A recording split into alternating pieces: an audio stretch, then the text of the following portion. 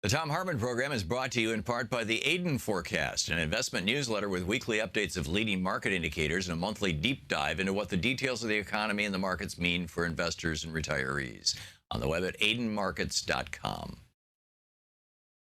Wines have some of the highest pesticide levels in our food chain. This hour brought to you by ecowine.com. Pesticide-free wines, organic wines, imported from France by the organic wine company, ecowine.com. The Thom Hartmann Program is brought to you in part by Super Beets. Super Beets are sourced from non-GMO beets, and they're packed with dietary nitrates, helping to produce nitric oxide for more energy, stamina, and support for healthy blood pressure levels naturally.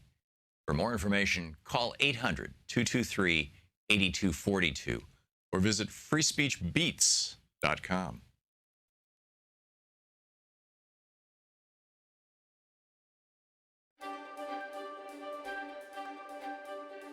Welcome to the Thom Hartmann University Book Club. Today we're reading from Bob Ney's book, Sideswiped, Lessons Learned Courtesy of the Hitmen of Capitol Hill. Bob was the only member of Congress. He was a Republican congressman. In fact, he was the guy who invented the phrase freedom fries. That far right, yes. He was the only member of Congress who spoke Farsi, which is the language they speak in Iran.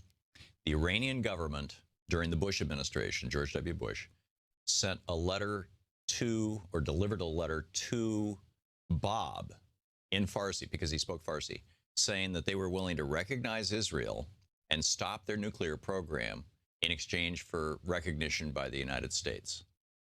Bob delivered that to the Bush White House, and within a short time, Bob found himself in a federal prison. And that letter never surfaced, and that rapprochement never happened. It's an amazing story. It's too long to read as an excerpt, but it's in the book. And, that was the end of Bob's political career. Now he's working for Talk Media News. But this is from chapter 17 of his book. It's titled Political Strong-Arming.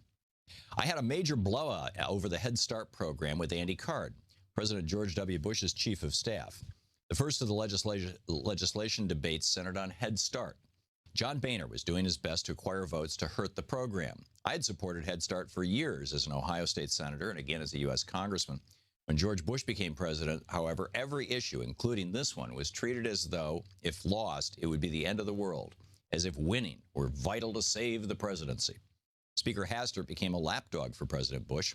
Didn't matter whether it was overspending, crushing unions, or ripping the legs out from under Head Start. Hastert acted like the president ran the House instead of the other way around. I found myself under intense pressure to vote against Head Start. I was bombarded by all sides, Tom DeLay, Hastert's staff, and the chairman of the Education Committee, which at the time was John Boehner. I found it amazing that a sitting president would make a do-or-die issue over taking money away from poor children who needed a jump on school, a Head Start. Anyone in the field of education knew that Head Start had a rocky beginning, but it had proven to be statistically and socially a very fine program, and I had always supported it. I had a private hideaway, an office the Speaker gives to leaders and long-term older members of Congress that very few people knew about. Even Brian Walsh, my press secretary, was unaware. On this particular evening, I was in that Capitol hideaway, one floor directly below the chamber. I was sick and tired of being lobbied and bullied on this vote. I had to escape the arm twisting. I used to say it was so bad that you could hear the bones snap on the floor of the House. My private phone in the hideaway was ringing, so I knew that only Ted Vander Meade of the Speaker's office could have given it out. Chris Kruger, my executive assistant, answered it and signaled me that it was Andy Card, the White House chief of staff. Andy said, "We need this Head Start vote. It's critical to the Bush administration's future." I was stunned at this. The entire future of the Bush administration was predicated on beating up on little unfortunate kids by taking away their Head Start funding. I thought this was idiocy and stupid politics. I said, I have always supported Head Start over my entire career. I don't like this vote, and I just cannot help you. Card blew up at me and responded with, "Let me make this clear. Boehner said you were a vote for us, and we are holding you to that." I don't know where Boehner got that from, I said. I can rethink this, but I don't like it, and I'm sure I will not change my mind. Andy then said, "You are an effing liar," only he spells out the word. And I said, "F you, Andy, and your idiotic administration." And I hung up on him. I went to the floor of the House where Boehner confronted me. I told him, Andy is disrespectful, way out in left field on this. He can kiss my ass and F him, period. Boehner continued to strong-arm me. They were one vote short. It boiled down to the fact that this vote was so hideous, so wrong, that they simply could not get the votes. One of my best friends in Congress, Steve LaTourette, took a bullet for me on this to move the bill along. He told him to back off on me and he would help through the process in the House, but not necessarily if or when the vote came back from the Senate. The second time Andy Card ran afoul of Congress, he had to confront Congressman Steve LaTourette. Steve was one of the finest members of Congress, very brave in his positions, an independent thinker, good at politics, and no wallflower. He's conservative on some issues, but he cares deep down about working people and how they survive in America. At this writing, Steve has left Congress, frustrated with the lack of acceptance of moderates within the Republican Party. Andy Card decided that he wanted to remove Davis-Bacon, a federal law that requires payment of prevailing wages to workers on public works projects, from the Transportation Appropriation Bill. Don Young was a strong transportation chairman and let LaTourette take the lead on the issue. I dug into Andy's history and found some interesting things. He'd been a Massachusetts state rep. He'd worked for President Bush's father, Bush 41.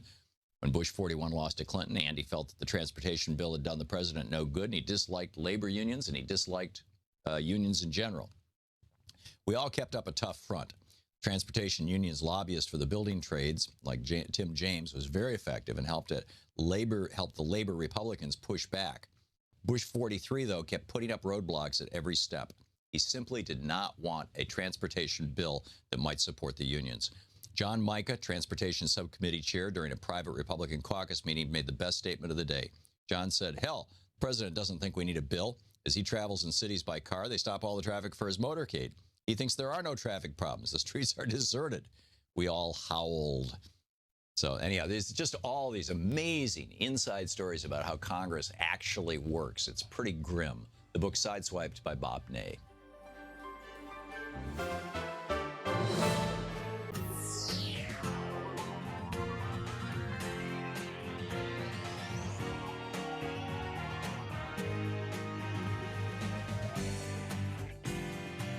Thom Hartmann Program. Greetings, my friends, patriots, lovers of democracy, truth, and justice, believers in peace, freedom, and the American way. Thom Hartmann here with you. Well, you'll recall it was just a couple of days ago. I was talking about Jeff Sessions and this is going to be when he declared war on pot. When he said, we're going to go after states that have decriminalized recreational marijuana, I was speculating, well, that's not going to go over very well. I wonder how long you're going to remain Attorney General. And it's really coming home to roost. There's no clear association between the two, but, by going after pot, he's certainly not getting any friends.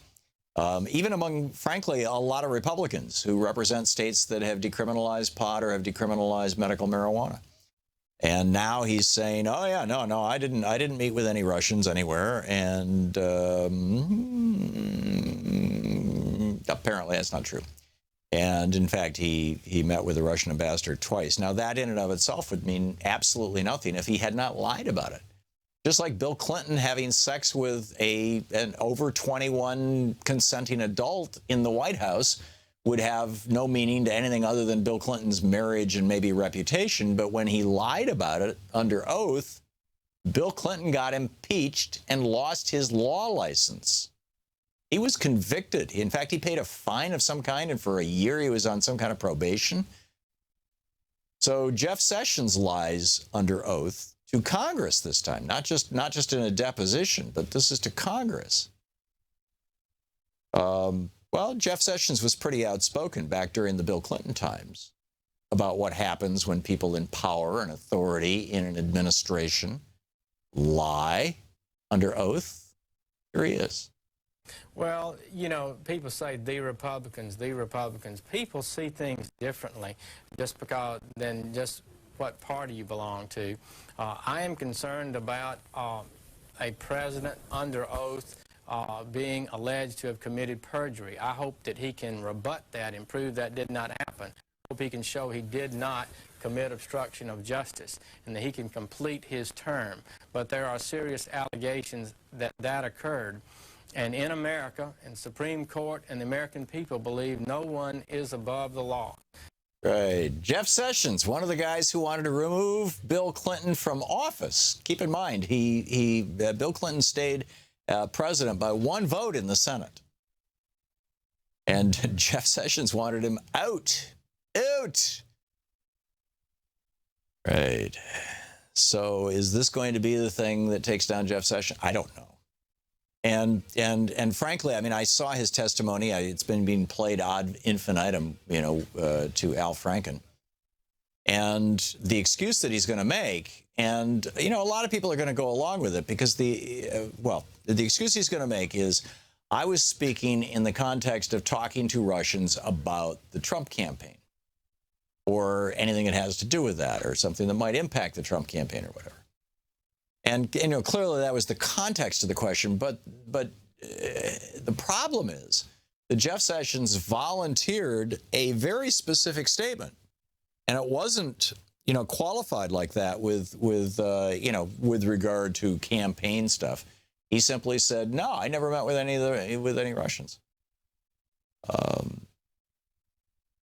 You would think he would say, oh, yeah, I met with the Russian ambassador the other day. We have interests in common, and it's an appropriate thing to do, which is what he's trying to say now. But that's sort of like Bill Clinton trying to say, well, yeah, I did have sex with her, but or it depends on how you define sex, right? I mean, we never actually, did the thing. It's, I don't know, not working. It's just not working. Meanwhile, Republican lawmakers have introduced bills to curb protesting in at least 18 states. That's the headline from an article in the Washington Post by Christopher Ingraham. Republican lawmakers, he writes, in at least 18 states, and this is just in the last 6 weeks. Republican lawmakers in at least 18 states have introduced or voted on legislation to curb mass protests in what civil liberty experts are calling an attack on protest rights throughout the states. From Virginia to Washington state, they're increasing punishment for blocking highways, banning the use of masks during protests, indemnifying drivers who strike protesters with their cars, and in at least one case, seize the assets of people involved in protests that later turned violent. That's that Arizona law that I was telling you about early in the week that I wrote the op-ed that appeared on Alternet a couple days ago and still on the homepage, titled something like, proof the Republicans are over democracy. And, the good news is that bill, although it passed the Senate in Arizona, died in the House.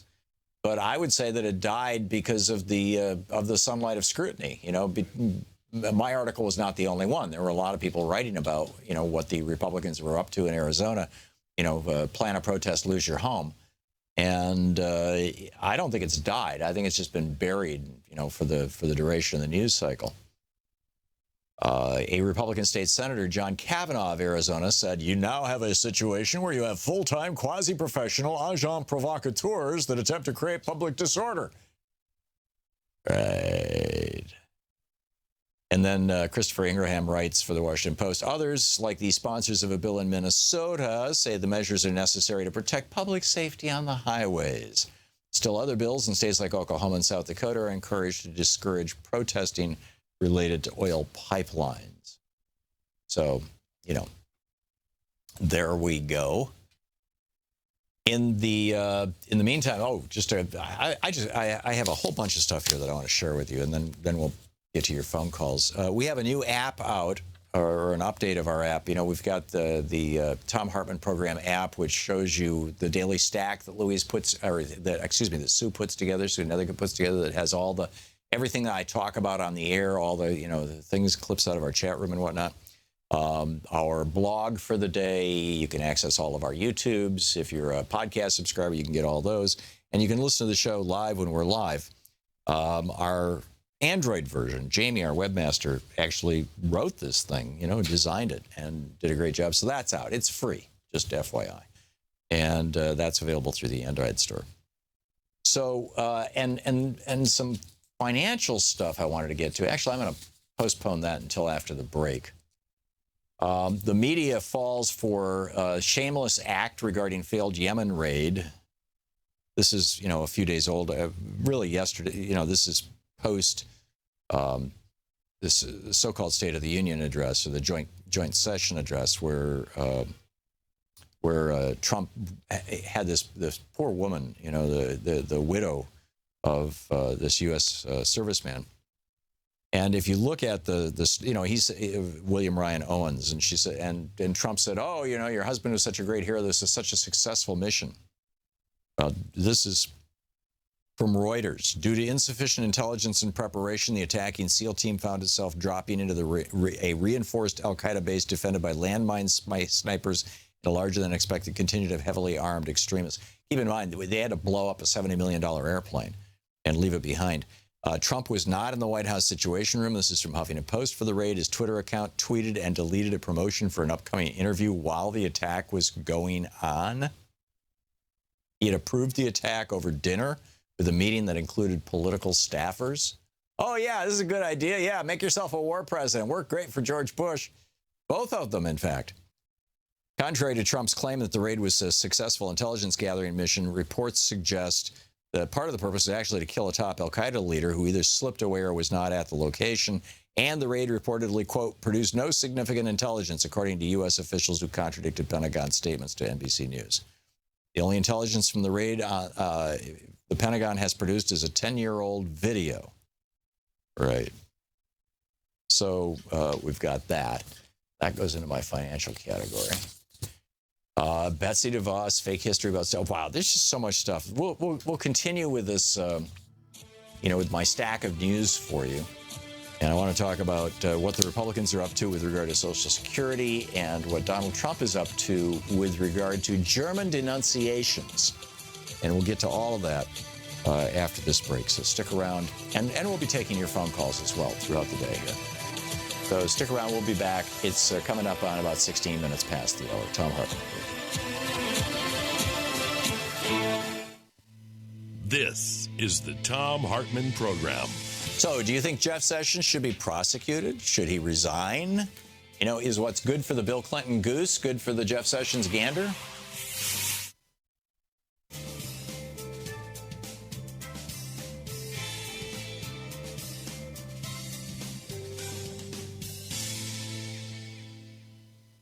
And welcome back. Merlin in Madison, Wisconsin. Hey, Merlin, thanks for watching us on Free Speech TV. What's on your mind? Good morning. It occurred to me, since it was stated that none of the other members of the Senate Armed Services Committee had contact with the Russian ambassador at the time that Mr. Sessions did, that the chairman of the committee, John McCain, would know what that meeting would have been about if it were in Mr. Sessions' capacity as a committee member. I called the committee office. Mr. McCain was in a hearing, but he referred me to the press office about asking that question, saying that Mr. McCain would probably make a statement.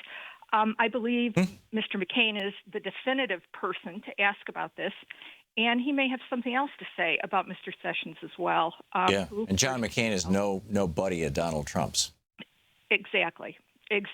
So he may be a good person to rely on at this point, because this has it's become insane. This is this drip of perjurers, and until we can get the president under oath and he can do what he does best, we may have to.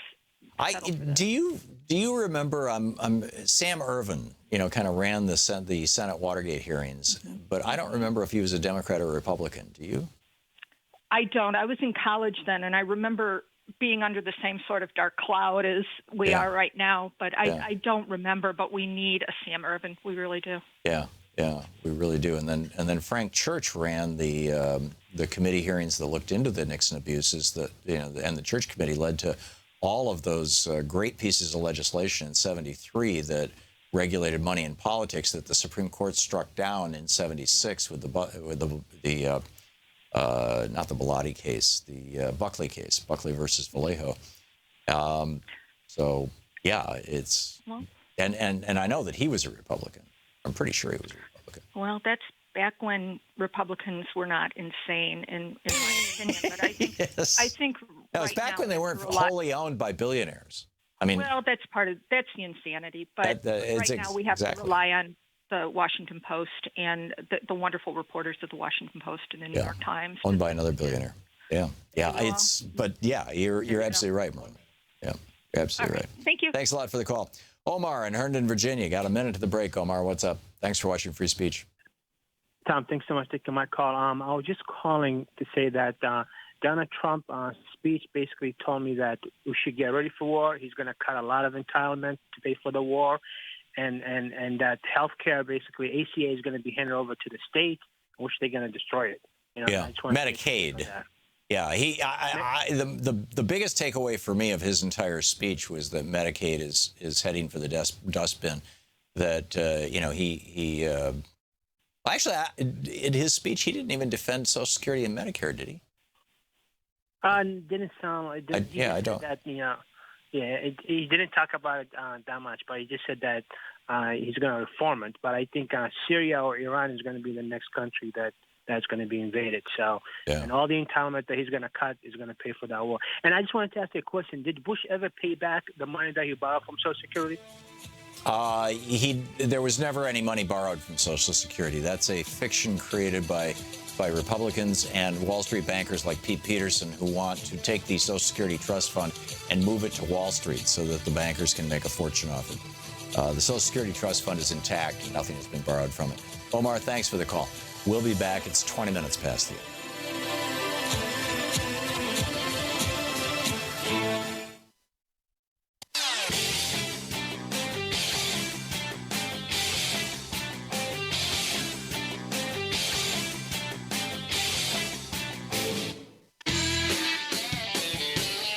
Welcome back. Thom Hartmann here with you. I stand corrected. Frank Church was a Democrat as well. Sam Ervin and Frank Church. Very interesting.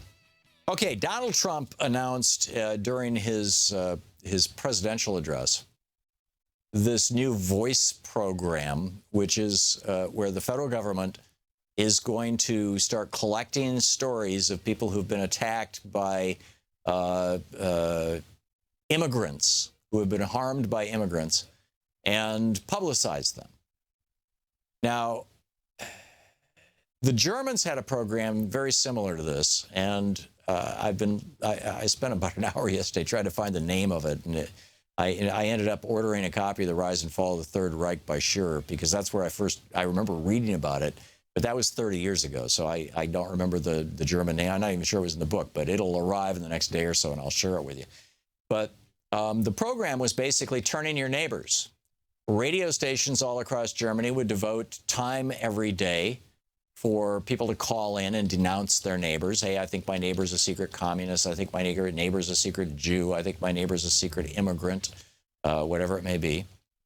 And there were newspapers. You could write letters to the editor and denounce your neighbors. And you could simply call the Gestapo, you call the police, and say, and this was a widespread program. In fact, as the Nazis took over France, the Vichy French began doing this. In Norway, they were doing it. Basically, every country the Germans took over, they turned the populace into agents of the police. This is like serious police state stuff. And here's Donald Trump in South Carolina back last year actually advocating this kind of thing. Here he is. The greatest source for this is our local police. And the really greatest source is all of you, because you have all those eyes. And you see what's happening. People move into a house a block down the road. You know who's going in. You can see. And you report them to the local police. You know, it's too complicated. Call federal government. Who do we call? It's a big bureaucratic mess. Nobody knows what they're doing. Okay? But you people, and me, and everybody, you know when somebody moves to an apartment near you or to a house near you. You're pretty smart, right? All right, you can tell the color of their skin. Something going. Report them. Most likely you'll be wrong, and that's okay. But let the local police go in and check out. And you'll get rid of this stuff. That's the best way. Everybody's their own cop in a way. I mean, you got to do it. You got to do it. Right. So every time you see brown people moving into your neighborhood, because, you know, you can see them, right? It's not like, you know, the guys who took down the Twin Towers on 9/11, who lived among us for years. were walking around with terrorist tattooed on their forehead, right? And so it's like, oh yeah, look for those people whose skin is darker than yours and whose hair is darker than yours, and you see them moving in, call the local police. The local police will go by, knock on their doors, say, prove you're not a terrorist, and those people will start feeling very unwelcome in the neighborhood, and they'll move out. Maybe they'll even leave the country. Let's just harass them.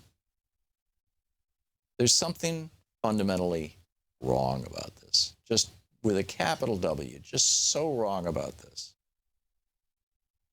And I think that kind of rhetoric from Trump that you just heard is the sort of thing that leads right to this fool in, what was the city where the 2 Indians were shot? Was that in Kansas or someplace out in the Midwest, in any case?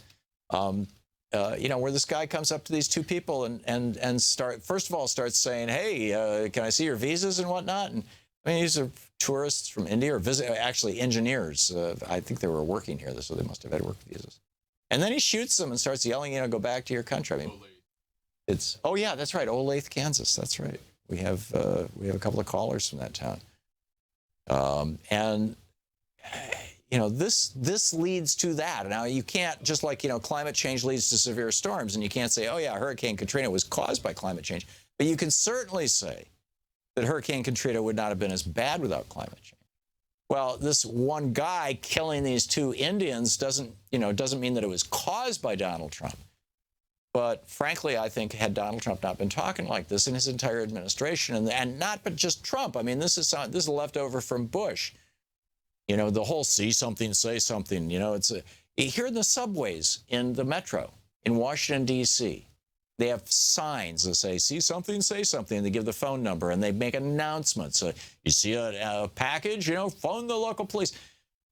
I was listening to the local NPR station. This was maybe, 6 months ago. I don't know what the numbers are right now, but they said that, and in fact, I think it was before the end of last year, because they were talking about the statistics for the year. And it was something like 18,000 calls in which the police had to respond to a package or something, or somebody suspicious. How many crimes did they stop? How many terrorists did they catch? Well, how many terrorists did they catch? 0. A multi-million-dollar waste of police efforts. And now Trump is saying, oh, yeah, well, let's just do this like the Germans did, right? Denounce your neighbors. And then people go and they knock on the doors of the neighbors, and the neighbors go, oh, my God, are we, really welcome here? I mean, people don't want us in the neighborhood. This is pretty grim stuff. I didn't get to my economic stuff yet, did I? I will get back to that. Speaking of grim stuff, Senator Ron Johnson, this is we need to create an alert for Republican snowflakes.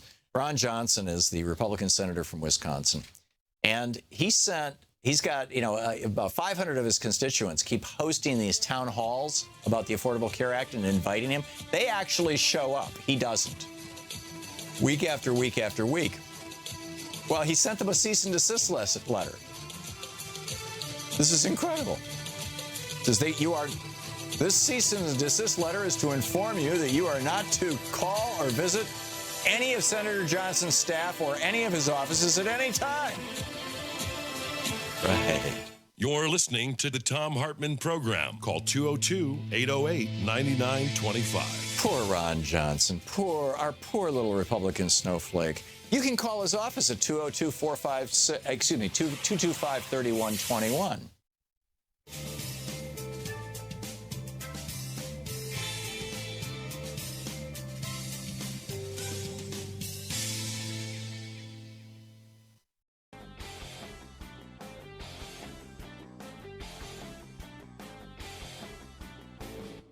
This morning, the Senate Democrats spoke up about the Republicans' plans to cut Social Security, Medicare, and Medicaid. And I believe one of the most articulate of the people who spoke was Senator Bernie Sanders. Afterwards, in fact, Chuck Schumer patted him on the back and said, "Thanks, buddy." And he's become Chuck Schumer's best friend. But I pointed this out to you.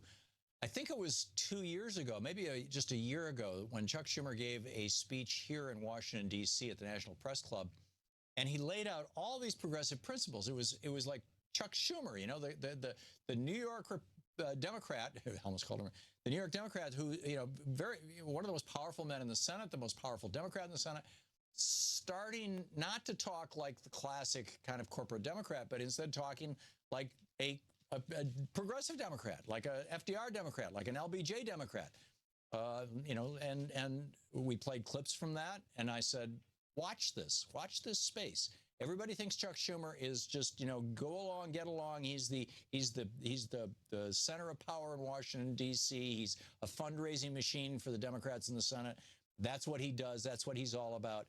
That is, some of that perception may be accurate, but Chuck Schumer has been, over the last 2 years, in front of our very eyes, morphing himself into a genuine progressive. And I think we saw more evidence of that this morning. Anyhow, here's what Bernie said when Chuck Schumer asked him to come up to the mic and speak. Not a whole lot that I can add to what the previous speakers have said, but let me quote somebody who I suspect I will not often be quoting. On May 7th, 2015, Donald Trump tweeted, quote, "I was the first and only potential GOP candidate to state there will be no cuts to Social Security, Medicare, and Medicaid."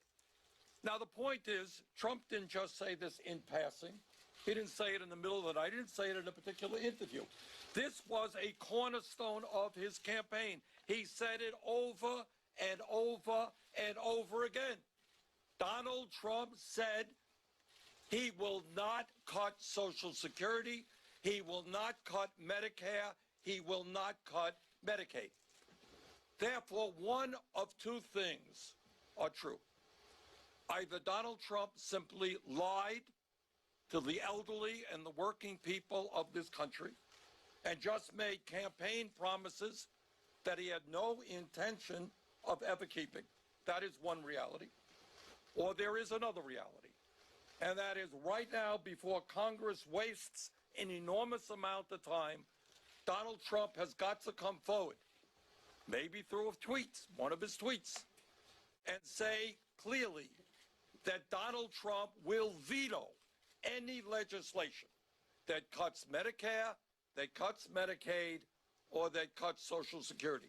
And if he makes that clear to his Republican colleagues, we can save us all a whole lot of time and start getting to work doing what this country desperately needs to have done. Good job, buddy. Thank you. Absolutely brilliant. And he's absolutely right. I've been saying this for a long, long time. In fact, I remember being on the air during the primaries when Trump said, that over and over again. Last week, we played you 5 different clips of Trump on the campaign stump saying, I will not cut Social Security, Medicaid, or Medicare. Not going to happen. Ain't going to happen. Donald Trump is not going to allow it. And a lot of people voted for him based on that belief. But as we speak, Republicans in Congress are preparing to cut Social Security.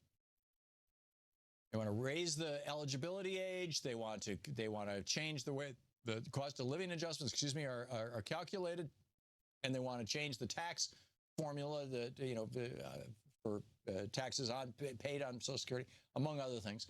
They're preparing to voucherize Medicare. This is, quite literally the Paul Ryan throwing grandma off the cliff ad from 2011. That ad, by the way, there's a link to it up at HartmannReport.com. But it's the original ad. It's the 2011 ad. I mean, it should be reprised. This is what they're about to do. And of course, anything that has to do with Medicaid, they want to block grant this so that individual states can just cut off people. So Bernie Sanders is right. Either Donald Trump lied cravenly and repeatedly to win the Republican nomination, which I kept saying, hey, this guy's running as a Democrat. Of course people are going to vote for him. They like the Democratic policies. They don't like Republican policies. Either he lied to his base in order to get elected, or he's going to be at war with his own party, in which case they may even try to impeach him, say, over the emoluments clause, and put in Mike Pence, because Mike Pence is enthusiastic about cutting Social Security, Medicare, and Medicaid. And, he's just a classic Republican. So we'll see. We'll see. It's going to be a real interesting next few weeks here.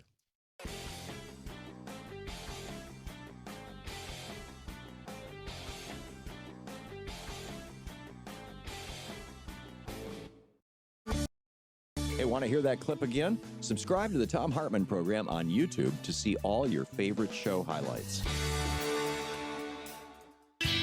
All the important stories we cover and the issues we care about are at HartmanReport.com. Members of our community can comment and join the conversation. Welcome back. Thom Hartmann here with you and Bruce in Buffalo, New York. Hey, Bruce, what's on your mind today? Why, a little while ago you were talking about this voice program. Right. What is it? Victims of immigrant crime engagement, something Yes. like that? Yep. The German expression I think you were looking for was der Judenkriminell. Well, that's the Jewish criminal. The criminal Jew, yes. Yeah. There was another phrase though, or program that described this. You may call and denounce. It wasn't just against Jews. It was against. In fact, when it was started, it was communists, trade unionists, subversives basically. I'm not familiar with that. Yeah, it's. I found yesterday a pretty extraordinary clip from a History Channel documentary about that time and that period where they actually tracked down. There was this woman in Würzburg, in the town of Würzburg, who had been denounced by her neighbors. She was almost certainly lesbian and very withdrawn. And her neighbors had denounced her for that, and she went off to one of the concentration camps and died.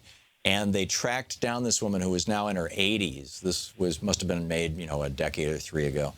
Tracked down this woman in her 80s who had signed one of the denunciations, and on camera asked her, why did you denounce this woman? And she's like, well, it's just what everybody was doing. I mean, you look around for people who don't fit in. So easy to do. Yeah, and you report them. And, here she is, 40 years later feeling terrible that she sent somebody off to the gas chambers. Yeah. Just, for basically, not fitting in. But there was a word for the program. Anyhow, so that's what you called about, Bruce? I can't help you with the word. Yeah, well, for the program. We'll track it down, and when I get Shearer's book here in the mail, I'll get it. Bruce, thanks a lot for the call, and thanks for sharing that with us. Mark in Evans, Georgia, also listening on Sirius XM. Hey, Mark, what's on your mind today? Hey, what's going on? I just want to comment on Jeff Sessions, and just got done watching Chuck Schumer at the press conference, and I just wanted to comment on how he contradicted himself. On one hand, he says that Jeff Sessions needs to be looked at to see if he did anything wrong, and then 2 sentences later says that he should resign. I was wondering your opinion on that and why the contradiction. Well, I can't speak for Chuck Schumer, and I didn't see the clip, so I can't speak to that. But, my position on this is that over the short term, Sessions has acknowledged now that he lied.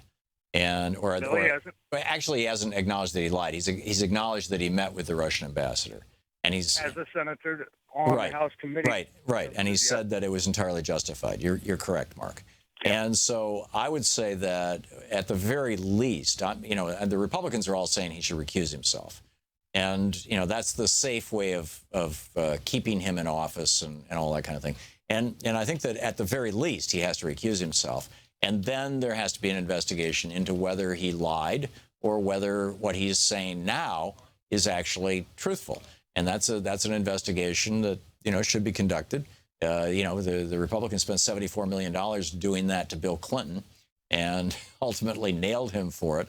Whether Jeff Sessions gets nailed or not. But if he's convicted, then certainly he should step down. But, should he step down right now? I don't think so. And I consider Jeff Sessions probably the most toxic member, right up there with Scott Pruitt anyway. The most toxic Scott member Pruitt and Nancy Pelosi. Yeah. Well, Pelosi's not a member of the cabinet, so I get your politics, Mark, but let's just be honest here about what's going on. I would love to see Jeff Sessions go. I think his positions are totally retrograde. His bigotry bothers me. His anti-drug positions bother me. His drug warrior stuff. But that said, I think that there should be an investigation. But he, at the very least, needs to recuse himself. Mark, thanks for the call. Bob in Tahlequah, Oklahoma. Hey, Bob, what's on your mind? Yeah, Tom. Hey, Bob. One of the big problems here. Bob, your phone is, I can't even understand, much less barely hear you. I don't know if I'm on speakerphone or what. Say something, Bob? Hello? Yeah. Okay, now you sound like you're there. So what's on your mind? Okay.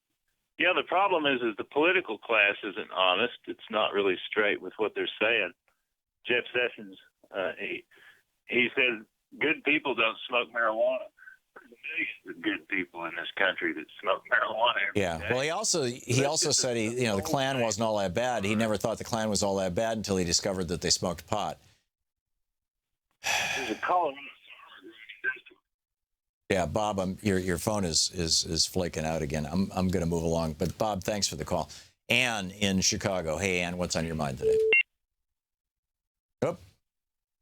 Sometimes when people try to take you off speakerphone, they end up hanging up on you accidentally. Ann, just give us a call back. There's an empty line, actually, at least one. Jeff in San Francisco. Hey, Jeff, what's up? I just want to talk about gerrymandering and voter suppression. I think that's one of the big things we've got to fight the next 2 years, so we could have a fair election in 2018. Yeah. Do you know any way we could, what we should do for the Congress? I mean, who should contact constantly?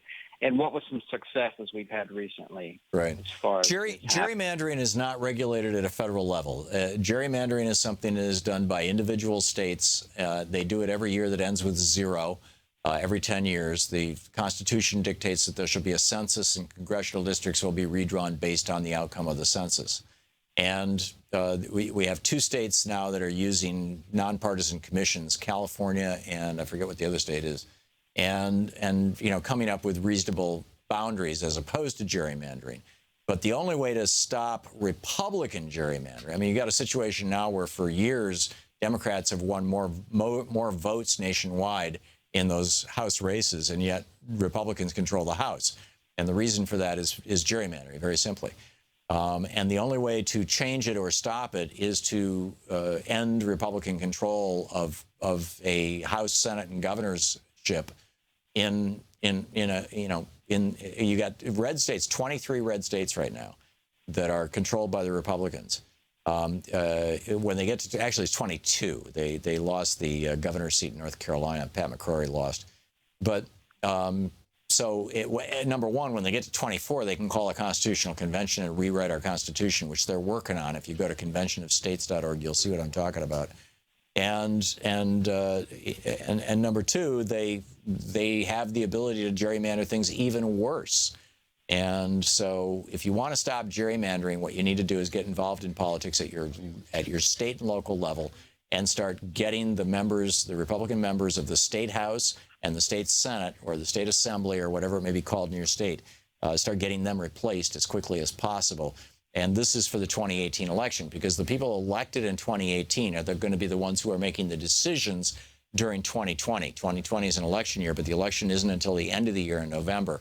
And the gerrymandering decisions are going to be made much earlier in the year. So 2018 is probably one of the most important elections. Well, I'm in California.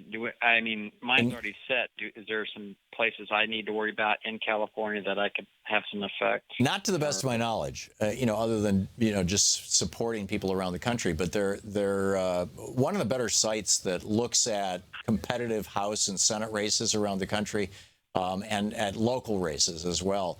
Daily Kos does a great job with that. I'm not sure where else you'd find information about local races. Our Revolution and the IndivisiBleGuide.com folks, ourrevolution.org, they're both working on this stuff. I would love to see an organization take this on as their individual mantle and just say, we are just going to go full tilt boogie to try to stop gerrymandering by, breaking up the Republican absolute control in these 22 states.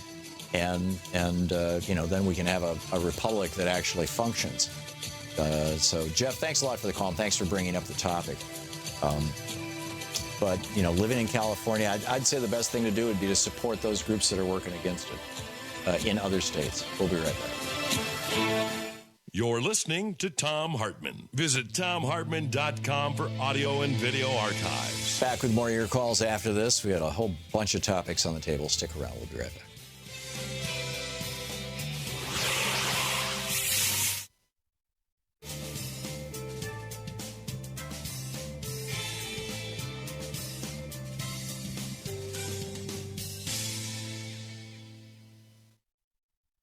And welcome back. Thom Hartmann here with you. And by the way, it's thank you, Chris. It's 32 states. It's 34 states. Republicans control 32 states. They need 34 states to call a convention.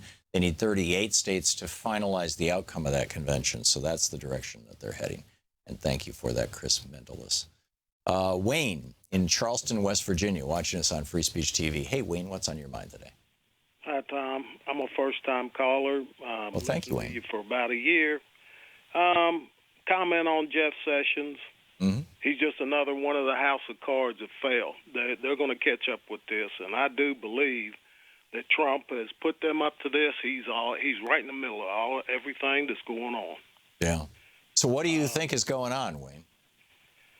I think he's the one that's trying to do the deals with Putin. Mm. Yeah. And I think that eventually it'll come out. Now, whether or not, however it's done, you might hear about it. Now, let's just see whether something happens. Yeah.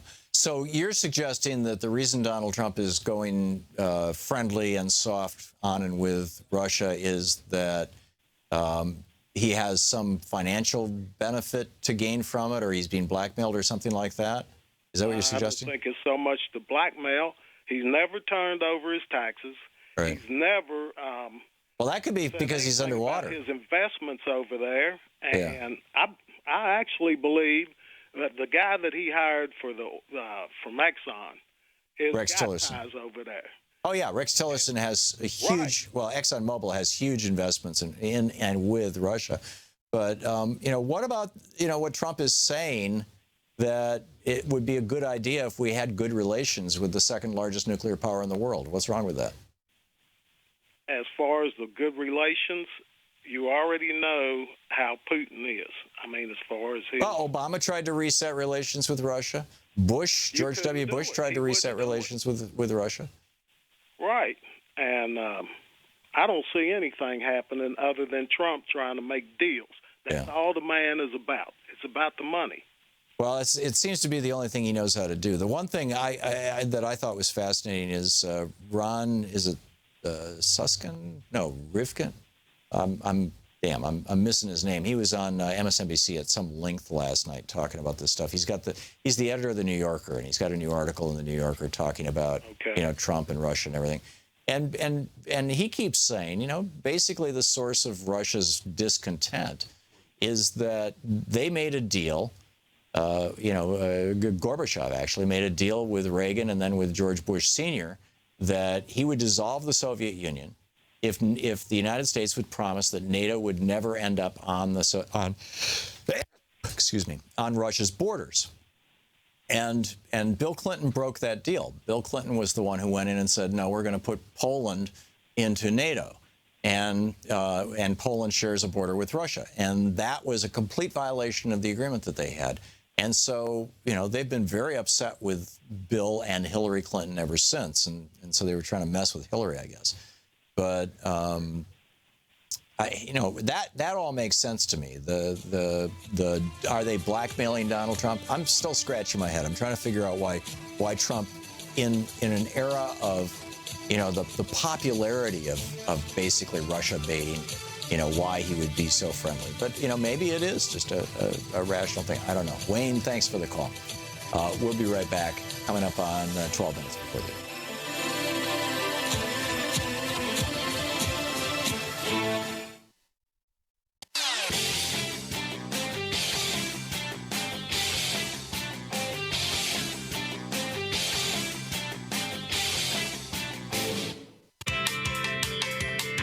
Welcome back. Thom Hartmann here with you, and Terry in Lake Charles, Louisiana. Hey, Terry, what's on your mind today?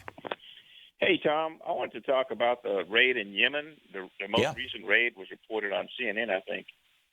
The one where I forget his rank. I'm sorry. Mr. Owens was killed? Yes. Yeah. There was a recent raid, I think today, where they had to attack some Al-Qaeda posts. And I was wondering if it's possible that the Trump administration went ahead with this raid just to disprove that they didn't collect any information in the original raid. Have you heard anything, Tom? And could you comment on that? Well, what I've heard is that the raid that was reported today, and I don't know if it was conducted today or overnight or if it was conducted yesterday, but that raid was a drone strike. It was not a boots-on-the-ground raid. And we've not had boots on the ground in Yemen at all in the last couple of years for good reason. And we saw that reason with this failed raid, a couple of weeks ago that Donald Trump authorized over dinner with his political advisors in the room. And, whether this drone strike has anything to do with it or not, or whether it's just, the normal routine of what they're doing, I frankly don't know, Terry. But it's a good question. It's a good question. And we need to, keep our eyes out on this. Terry, thanks for the call. Kevin in Bellflower, California. Hey, Kevin, what's on your mind today? Hi, Tom. It was really hard listening to Obama saying that we're just going to have to wait it out and see what happens, talking about the DAPL. But, You're talking about Dakota Access Pipeline. I didn't hear, I didn't listen to Trump's full speech or the joint meeting speech, but I did hear a snippet yesterday about how he talked about how that our fallen veteran over there, he got a record amount of applause. That really, really struck me. Yeah. What it said to me, Kevin, is that Donald Trump thinks that applause is the metric by which everybody judges their lives. It's that lesson my dad taught me when I was in second grade, and this kid accused me of stealing his pencil box. That people who steal things all the time figure everybody else steals things. People who think about sex all the time figure everybody thinks about sex all the time. People who lie all the time assume everybody lies all the time. And in the case of Donald Trump, people who desperately want attention and applause just assume everybody wants attention and applause. Yeah, I just want to thank you too, because on my first call to you guys, I was talking about Jane and you had on. I think it was even that same day that Trump had his speech. You had on that professor that was with his book that came out. Mm-hmm. You're talking about the Sermon to White America. This is on the same basis kind of thing. I really want to. Yeah, Michael Eric Dyson. Michael Eric, exactly. He's. I think you did a great service to. That man is a genius. He is so friggin' smart. It's blinding. Michael Eric Dyson is brilliant. And his new book, Tears We Cannot Stop, is a book that everybody in America should be reading. This should be the #1 bestseller in the New York Times list, Tears We Cannot Stop by Michael Eric Dyson. Kevin. It should be, yeah. Yeah. Thanks a lot for the call. It's great to hear from you. Kirk in Asheville, North Carolina. Hey, Kirk, what's on your mind today? Hey, Tom, how you doing? Great. What's up? I was just really thinking about what Bernie and what former President Carter said at different times about the oligarchy and how, this stuff's been in the works for a long time. I'm 65, and I know I became aware of it in like the mid-'70s and all this. And just recently, I haven't finished it yet, but I dug through it and got pieces. Then I finally started the book from the beginning. I got David Rockefeller's memoirs, and I would encourage you or any of your listeners, it is a fantastic book. What's the principal lesson that you learned, Kirk, from David Rockefeller's memoirs? I'm sorry, what? What's the principal lesson you learned from that book? Well, I haven't finished the book yet, but he makes one statement in there. He says, well, some have accused my family and I of forming a secret cabal, if you will, to work against the best interests. He says a secret cabal that would have to do with industrial, the banking, all this, to work against the best interests of the American people. He said, if that's the case, and I stand guilty as charged, and I'm proud of it. Really? One word. He goes, and he characterizes it. I'll have to part out. He says, one world, if you will. Oh. But he goes very much into detail. Yeah, so he's an internationalist. Huh? He's an internationalist, and this is the thing that that Trump and Bannon are pushing back on by saying that they're nationalists. Is this internationalist neoliberal consensus, which seems to be falling apart right now all over the world, including here in the United States. Yeah. Other thing I wanted to ask you about is, well, I support Alex Lawson, Social Security, and I support, of course, Citizens United and our revolution. Where are we at? Because I can't seem to find anything out as to where we're at on Citizens United and getting it overturned. Yeah. The group, there's a couple of groups that are doing great work on that. My favorite is movetoamend.org, and they're working on the constitutional amendment to overturn Citizens United. And they're doing great work, and they're pulling together other groups. Public Citizen is working on that, publiccitizen.org as well, a group that Nader started back in the 70s. And the Community Environmental Legal Defense Fund, CELDF, CELDF.org is their website, and they're doing spectacular work on that. So, you know, good. Then what? I mean, I know it's hard to guess, but what are we talking about here? Are we talking about 2, 3, 4 years down the road? I had this conversation with David Cobb about 3 years ago, and he said he thought it was going to take 10 years.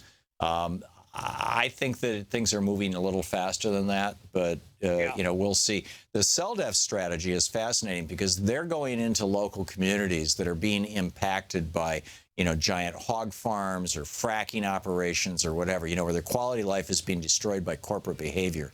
And they are passing local ordinances declaring that corporations are not people and that money is not speech, and that the corporations can no longer corrupt their city council and cannot run advertisements in their town and cannot, use eminent domain, blah, blah, blah. Basically, they're taking back their power under the 9th and 10th Amendments of the Constitution.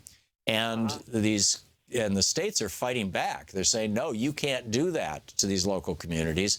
We, the state, in the states, at least 32 of the states here, complete Republican control. I said 22 earlier. I was right, 32, and they're pushing back and saying, no, you can't have local control, which is completely antithetical to the old Republican. Oh yeah, we got to have states' rights. No, they don't believe in that. But it's a really good strategy because this is the way that you get stuff like to the Supreme Court. This is the way that you get stuff changed. And this is the way you wake people up to the idea of a small d participatory democracy. So on the one hand, you've got the strategy of doing it from the ground up in local communities. That's CELDF, CELDF.org, which is an incredible organization. Tom Lindsay runs it. And then on the other hand, you've got Caitlin Saposi Belknap's organization, movetoamend.org, which is working sort of from the top. I mean, they're working at the grassroots level all over the United States. There's hundreds of groups that you can join, probably one in Asheville, North Carolina, Kirk. And they're working to pass a constitutional amendment through an Article 5 convention where you get 34 states to say, yes, we think that this should pass, and then you get 38 states to ratify it.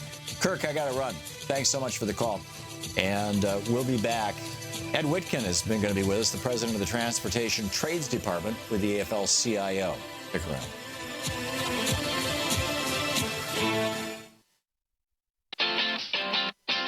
You're listening to Thom Hartmann.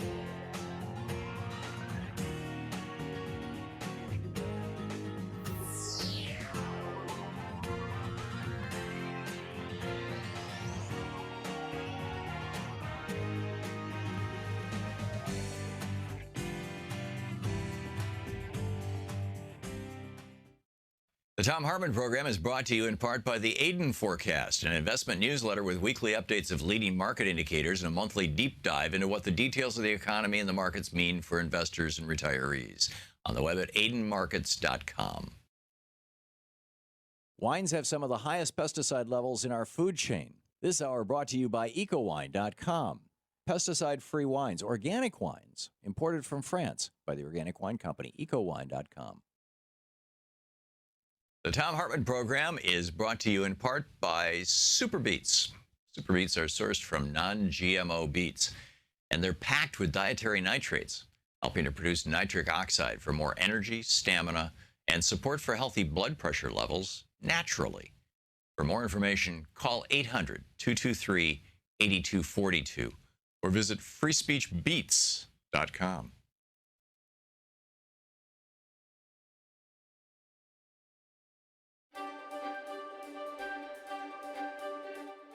Welcome to the Thom Hartmann University Book Club. Today we're reading from The Prophet's Way, a guide to living in the now, which is largely my autobiography, essentially, a spiritual autobiography.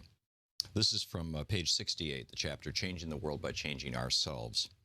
The summer I lived in a teepee, I thought a great deal about the monastic experience. I'd read Dark Night of the Soul by St. John of the Cross and several books by Thomas Merton. And throughout my life had been drawn to the idea of solitude as a way of speeding up spiritual experience and growth. And that had certainly been my experience in my semi-monastic summer. I received knowledge and insights that I doubt I could have gotten any other way. Before I went into the forest and lived in that teepee, I'd always considered the monastic experience to be both intensely personal and intensely selfish. A monk, I thought, was a person working on himself and only affecting him or herself. But that summer, I realized that my spiritual practice was having an effect on the world. I could feel it. It was as if the world itself had a particular vibration made up of the buzz of all the life upon and within it. And when I was peaceful, it made the world a bit more peaceful. When I was agitated, the world became more agitated. My conclusion from this admittedly subjective experience was that I really was affecting the world, that monks are spiritual warriors and that monasteries are places from which powerful beams of positive spiritual energy fan out from the men and women in them to transform and help the world. While not so common among the writings of contemporary monks, this view was clearly held by those people who chose the monastic life in the centuries and millennia preceding the last 100 years or so. And so I worked at making myself more pure so I could add purity to the world. But throughout this, there was also part of me that thought that this was a subjective experience, perhaps with no objective reality. It seemed on that level that it wasn't possible that I could be so closely connected to the world, that I could have any significant impact on it just by my state of being at any particular moment or throughout my life. Because it was me experiencing the world, then of course the world would change as I changed. My point of view is shifting or being contaminated by my own mental state at the moment. This assumption was the result of my training in science. Science is something unique to those cultures who were influenced by the Greeks or the Persians. In India, Chinese, and Native American cultures, there is no equivalent. They have philosophy and spirituality, which integrate what we call science with what we call mysticism. But in their classic traditions, they don't have what we would refer to as pure science. Two of the primary tenets of science are the things that things are ultimately divisible into tiny, definable building blocks, and then for there to be a true reality, the observer must be separate from the observed. In our dreams, we're both observer and observed. It's unreal. In daily life, we're the observer, and the things around us, separate from us, are the observed. So we think of them as real. In this worldview, the entire universe can be separated into pieces, the first and primary division being that of observer and observed, subjective and objective. Science believed, and Aristotle and Descartes and others taught, that if the subjective observer could rid himself of his personal and instrumentational subjectivity and identify all the relevant factors, then a truly objective truth about the world and reality could be seen, measured, and determined. This belief, accepted as an absolute truth and the underpinning of our modern culture, led to viewing humankind as separate from the natural world. The classic question, if a tree falls in the forest and there's nobody there to hear it as a sound made, assumes that nobody there to hear it means a human. Only humans, so the story went, were capable of classifying and separating things, breaking them into pieces, as Aristotle taught us, and understanding their separate meanings. Only humans would recognize sound as sound. But as science divided matter into smaller and smaller pieces, a disturbing trend began to emerge. It was found that supposedly inanimate matter seemed to be affected by the act of observing. The first response to this was Heisenberg's uncertainty principle, which stated that things were constantly in a state of flux. And so if anything were observed at any moment, by the time the observation itself was made, things had already changed. Therefore, it was impossible to ever truly and absolutely observe anything. Because by the time we'd registered the observation, by the time the photons of light had hit the retina of our eye, the thing we were observing had already changed. It was also noted that the act of observing was not purely passive. With an electron microscope, for example, electrons are bounced off of or passed through things to produce an image for viewing. Similarly, a conventional microscope only works when photons of light bounce off the specimen and into your eye. Light and electrons are bits of matter or energy that could have a demonstrable effect on the things being observed, further increasing the certainty of the accuracy of the observation. Heisenberg went so far as to say that the exact location of anything in time and space could never be known, regardless of method or instrumentation. So it seemed we really couldn't know anything as an absolute and real state. All we could do is engineering, working with things because they work, like electricity, even though we don't know how or why they work, which is in fact the case with electricity. This allows us to manipulate the world around us, to build machines and make things work, but it also leads to the dangerous assumption that to be able to use something is to know it. This is mirrored in human nature, too. We're constantly affected by our experience of life, and our experiences change our personality, our worldview, and our behaviors. And I'm not now the person I was before I met Herr Mueller, nor am I now the same person I was even a week ago or even 1 minute ago. We grow, change, and are constantly in a state of flux, and this provides us with an opportunity to develop the spiritual sides of ourselves, and by doing this, to make the entire planet more spiritual. So this aspect of the scientific approach turned out to be wrong. It was, in fact, not possible to separate the observer from the observed. The book is The Prophet's Way.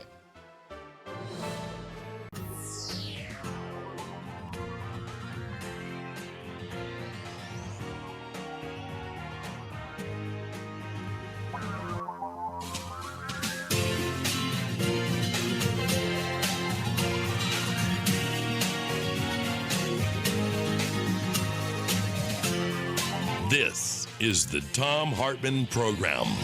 And welcome back. Thom Hartmann here with you, and I'm really pleased to have in the studio with me Ed Witkin. He is the president of the Transportation Trades Department with the AFL-CIO and a member of the U.S. Department of Transportation's Advisory Committee on Transportation Automation. Ed, great having you with us here. Thank you. Glad to have you back on the program. Let's start out. There's a bunch of stuff that I want to talk to you about. Let's start out with Donald Trump's $1 trillion infrastructure package. This back in 2010, I think it was, Nancy Pelosi got a $1 trillion infrastructure package, as I recall, out of the House, and it got filibustered by Republicans in the Senate, among other things. I mean, she also got a package out that did away with the tax breaks for exporting jobs and replaced them with tax breaks for importing jobs. That got filibustered by the Republicans. So it's like for 8 years they said, no, we can't do anything. And now they've got a Republican president. Yes, we can do things. Or not? Is this a scam, or is this something like what Nancy Pelosi passed? Oh, we sure hope it's not a scam. I think he put $1 trillion on the table, right? Yeah. In the joint session speech. But there's no details yet. Not a dime of federal money's been put on the table yet. Well, he said public-private partnership. What does that mean? He said, well, that's a good question. If it's just a public-private partnership proposal, that means it's going to rely exclusively on private investors with essentially tweaking of the tax code to incentivize it, to invest in projects that, frankly, they're not going to want to invest in. I've been saying this all over the country. Only a small sliver of projects work with P3s, because what P3s are designed to do is help somebody make money. What is P3? Public-private partnership? Yeah, and that's the problem with it, is that it's called P3 because there's public in it. So it requires a public investment to make it work. But at the end of the day, there's only certain kinds of projects that you can try to toll your way to creating the revenues to service debt and then eventually make somebody money. Because we have to remind ourselves, these investors don't come in because there's some public good involved. They come in because they want to figure out a way to make money off of our infrastructure. So it's not really a model that works without real federal money involved. How do we re-educate the American public about just the idea of public investment? The Republican Party, since Reagan, has promoted this meme that anytime the federal government spends money, it's a cost. It's an expense. And the idea of public investment is not even I'm not even sure they teach this stuff in civics classes anymore. I mean, it's completely gone from the vocabulary of Republicans. Democrats talk about it as if they, everybody understands what they're talking about. I don't think everybody understands that. You put money into the Eisenhower interstate highway system, you jumpstart the economy. If you build out high-speed internet service like South Korea has, there's nobody in South Korea who doesn't have literally nobody in South Korea who doesn't have high speed. And I'm talking, their normal consumer broadband is 2 to 4 times faster and half the cost of our business grade. How do we do that? Well, we do that by staying at it. We've never stopped talking about what you just said. When you replace a bridge, that's a 60, 70, 80-year investment, right? It's not just an expenditure of public dollars.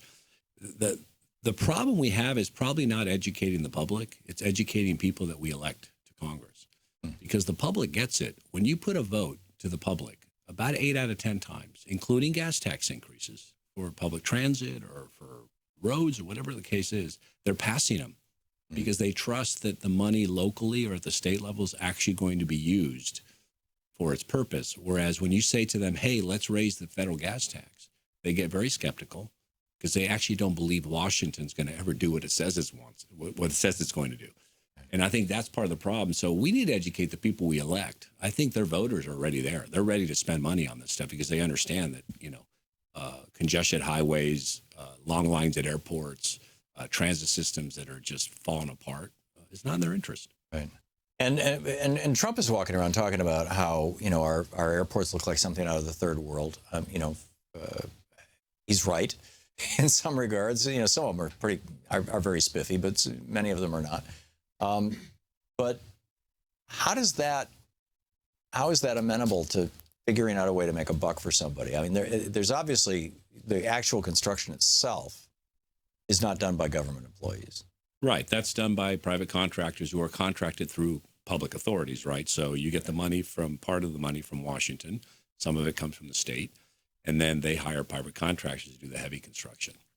But the airport is a great example. Airports have had some initiatives over the years where private investors, including foreign private investors, have been involved in modernizing them.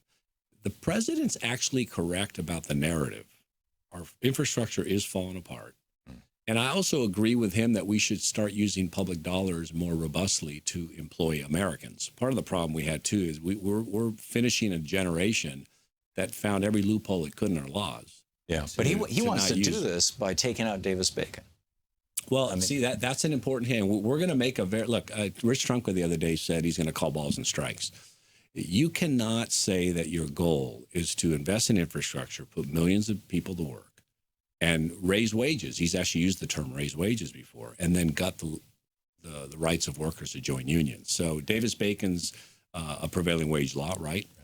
What's Davis-Bacon designed to do? It's designed to make sure that you don't use labor as your tool to underbid projects and do them on the cheap when it comes to how you pay your workers. But it goes deeper than that. There are a lot of people in the Republican Party that want to get away with actually destroying unions in this country. That's a bad way to get the middle class growing again. Yeah, very well said, and totally agree. I want to get into public transportation.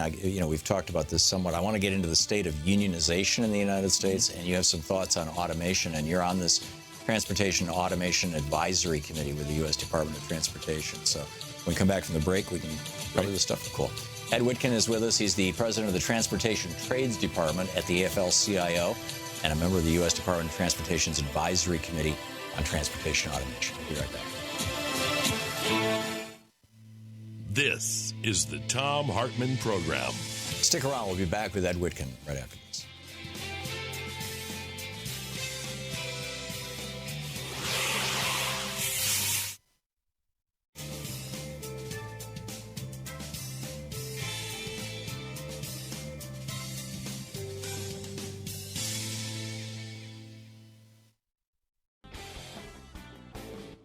Hey, Jim, what's on your mind today? Thanks for watching Free Speech TV. Excuse me. Thank you for taking my call, Tom. You're a wonderful host and a credit to our country. Thank you. I'm doing my best. What's up? Electoral College results when it was announced, in the Senate with Biden presiding. Mm-hmm. What happened? There was supposed to, it's common knowledge that the House and the Senate, somebody from each side had to sign the objection. What happened? There was no Democratic senator that would sign the objection? That's right. As far as I know. And the reason why was because there were the argument that was made on which that objection was based was that there were 50 electors who were disqualified for a variety of reasons. The main one being that they didn't live in the congressional district that they were representing to the Electoral College, and let's just say that a senator, let's say Bernie, got in there and signed that thing and said, yes, I object. And let's say that the Republican-controlled House and Senate said, okay, we'll have a debate on this. And they had a debate. And let's say that the Republicans decided, yeah, our 50 electors are screwed up. They're no good. You know what would happen? They would simply find 50 electors who were qualified. It would take them 25 minutes, and the vote would go ahead the same, and the Democrats would end up with a lot of egg on their face, and they would have pissed away a whole lot of political capital that could be used for other things. That's why that went down that way. I mean, there's no possible. At every step of the way, we've had these. Oh my God! Here's our last chance to stop Trump, right? If we can just talk the Electoral College voters out of voting, well, that throws it to the House. They elect Trump anyway.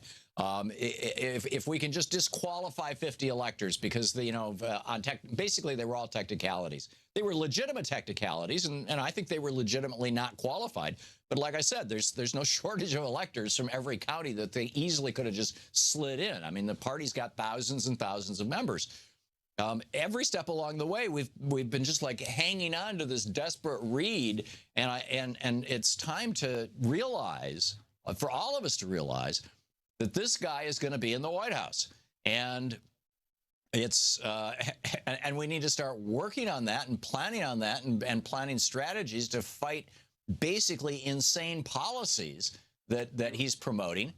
And frankly, oddly enough, trade is not one of them, although we'll see what the Republicans have to say about this. I mean, I'm half thinking that the Republicans might be the ones who are impeaching Trump rather than the Democrats, and that they'll do it because if he tries to keep his campaign promise not to touch Social Security, Medicare, or Medicaid, and if he tries to keep his campaign promise to basically go back to a tariff-based trade system and blow up these trade deals, which I doubt. I doubt he's going to do either one of those things. But if he decides to keep those campaign promises, my prediction is that his own party will impeach him, and that they'll impeach him over conflicts of interest with his own companies and things like that. And then what do we get? We get President Pence and Vice President Ryan. And then 4 years from now, Paul Ryan runs for president, and you get President Ryan, or at least he's running. I mean, that doesn't seem like a great outcome to me either. So I think that the thing to do is to pick the battles on specific issues where the American people are with us and just highlight the hell out of it, rather than just trying to desperately hold back something that's inevitable. Let's point out those areas where we actually, all agree. Democrats have been against free trade forever. Anyhow, Jim, thanks a lot for the call.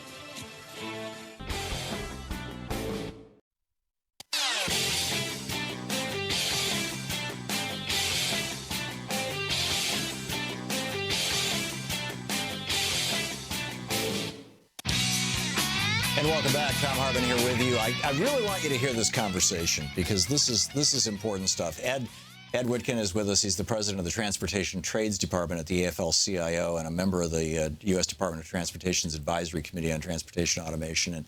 And Ed is one of those rare guys who really has his finger on the pulse of not just politics and not just unions, but I like the country. You get it. You get it. And a lot of people don't get it. A lot of, both in your business, in my business, and just in the general public. So let's talk about public transportation. We were talking off the air earlier, and you were talking about how this, right here in D.C., the metro, they're shutting down trains. They're doing these kind of rolling blackouts of trains so that they can upgrade the system. And this isn't something that happened last week. Online? It's like nationwide. The Thom Hartmann Program this on isn't something Facebook, that happened Twitter, and last Instagram. week. How is it that we stopped funding public transportation. Hey, want to hear that structure. clip again? Yeah, Subscribe it's to sad the Thom state. I Hartmann mean, there are Program transit on systems all YouTube over the to see country all with your very favorite similar show problems. highlights. This local DC system is just a symbol, a good, powerful symbol of the problem. It's an outrage that we have a generation of politicians who decided that all these shiny transportation systems would remain shiny forever. We're not spending money on it. As we know, just in our home, things break, and if you don't fix it, it gets worse. And we've deferred maintenance and modernization projects across the country in every mode of transport for probably close to 50 years. And so, when we had that horrific wreck at the local DC metro system where a train collided into another train because its positive train control system that stops the train from colliding stopped functioning, that's because this stuff gets old and it doesn't work anymore. And so now these rolling blackouts, as you call them, that's a product of just deferring forever and then finally realizing, wow, the bill's gotten pretty big now. So what do we do about it? But it was like, if you're old enough to remember the 60s and 70s, it's like we put a man on the moon. In 1961, Jack Kennedy said, I want to put a man on the moon in a decade. We did it in 8.5 years. It's like, and when he said it, he was laughed at. Are you kidding? We have no technology to do this. We don't have we don't have the launch technology. We don't have the, we can't do this. And they did it. And Dwight Eisenhower, we're going to, cover the nation with an interstate highway system. And everybody got it that we could do all this cool stuff, but we also had a top marginal tax rate when Jack Kennedy was president of 91%, and when Dwight Eisenhower was president. Lyndon Johnson dropped it down to 74% in 1964, but and everybody says that was Kennedy's tax cut. It wasn't, and Kennedy wasn't. And you go back to the debate with Nixon, and Kennedy said very clearly, we're going to lower the top rate, close loopholes, and actually collect more money from wealthy people. So, even that 64 cut was actually an increase in revenue for people who made more than $1 million a year, an increase in the taxes that we were taking from them. But by killing off our tax base, when Reagan came into office, taking the top rate and the capital gains rate both down to 25%, he basically guaranteed that we wouldn't be able to maintain our infrastructure. Well, that's a really important point. But remember, we developed a user fee-based system for some of our transportation industry. The highways. Not just highways. For ports, they have their own user fee collection system. That's always been a problem. Only parts of our system have a user fee-based system. But the other thing we did, we not only starved our Treasury, the U.S. Treasury, by ridiculous tax cutting for decades, we also didn't upgrade our mechanisms for collecting fees to pay for this stuff. So our federal gas tax hasn't been increased since the early 90s. Right. Our port problem in this country, ports falling apart and not being modernized, is because we collect the money, we just don't spend it. It's the typical gimmickry in Washington. Really? What, does it go into the general fund and then get spent on something else? They use it to mask other budget problems or to achieve other budget objectives. So let's say you have $1 in there to spend. I think they're spending about 60 cents on the dollar out of that fund. Fortunately, the current Republican chairman actually increased the numbers coming out of there in the last bill he did. So it was a good improvement, but it's still not dollar for dollar. So we also don't even have trust in our trust funds where you collect the money, you and I pay it, others pay it through fees. So it's broken, but it's also broken because there's a narrative not being told, which is public transit systems in this country are, for example, having record ridership. Demand is just off the charts. But they're being forced to do more with less, which is typical Washington jargon, right? You can't do more with less. You do less with less. Yeah. And that's what we're doing. We're doing a lot less, and it's becoming less safe because these systems are falling apart, and they're becoming safety hazards, too. So Trump announced earlier this week that he wants to increase military spending by $54 billion, but it's got to be revenue neutral, which means we're going to cut $54 billion from everything else. Is part of that everything else our infrastructure? Well, that's a good question because, again, some of our revenues come from fees, gas tax and other fees, but a lot of the money we spend on infrastructure comes out of the general treasury. So the answer is yes, unless they redline it and say leave it alone. But if they're saying, cut domestic programs by $54 billion, I have a tough time believing transportation doesn't get affected by it. So think about the combo message. We're going to spend $1 trillion on infrastructure, but we're going to cut transportation in our budget. Now, I hope to be surprised, but I am expecting that someone's going to take a haircut. Yeah, transportation. I suspect you're right. You are on the advisory committee on transportation automation, with the U.S. Department of Transportation. So you're sitting in the room, presumably with a bunch of people who are, at the cutting edge of the automation of transportation. I'm assuming that's like driverless cars and stuff like that. Where does this go? I mean, there's all this, on the one hand, concern, and on the other hand, kind of giddiness about, we're going to end up with driverless cars and everything is going to be public transportation functionally, and all these various business models that have evolved out of this, where there's no employees and all. What do we do? How do we run an economy? How do we have, a workforce where work is evaporating? Well, I think the UAW in the very beginning days of robotics and manufacturing plants, whoever was on the tour, maybe the president of the union, said something like, do those robots carry credit cards?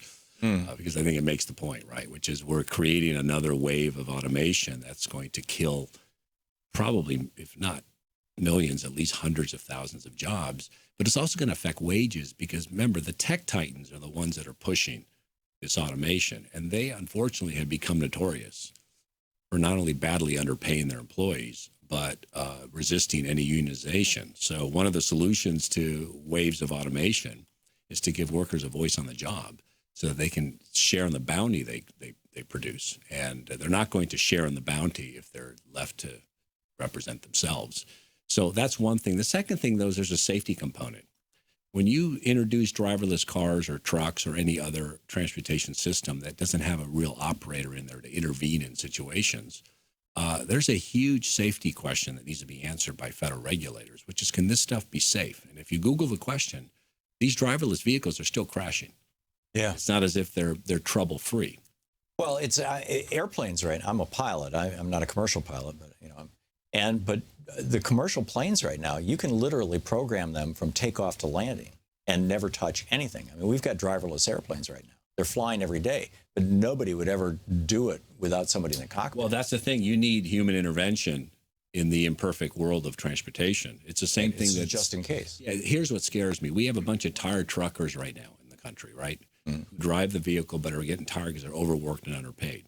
You introduce driverless trucks with monitors, which is what some of the trucking industry is saying, which means you're going to be in the truck, but you're not really going to drive it. You'll just monitor it, and you're expecting that person to be awake, alert, and ready to intervene during a bad moment. I think it's foolish. Yeah, when a moose comes dangerous. out and runs across the road or something like that. It's amazing what's happening in this space. It's happening faster than people realize. That's why I'm so I'm agonizing about it so much, because it's coming faster. We're talking in years. This is not a decades-long thing. This is probably 3 to 5 years we will see introduction of these technologies in a serious way. Right. But we're moving into the Jetson world. We are, and unfortunately, the business models contemplate not having many, if any, employees, and the ones that are left are independent contractors who are not paid enough and have no benefits. Should we be looking at something like a guaranteed minimum income? Here's the problem with that. We are going to have that debate, but it distracts from the larger question, which is we're creating an automation wave that's going to destroy jobs and wages. But then while we focus on a universal basic income, we're ignoring the fact. The fact is we need to create middle-class jobs. And you're not going to do that with a universal basic income. You do that with collective bargaining. Yeah, excellent. I'm going to keep pushing very hard on that. That's the only hope for these workers. Whitkin, he is the president of the Transportation Trades Department at the AFL-CIO and a member of the U.S. DOT Advisory Committee on Transportation Automation. Thank you, Ed. Thank you. Appreciate it. You're listening to the Thom Hartmann Program. Call 202-808-9925. I'll be back with more of the news of the day and your calls right after this.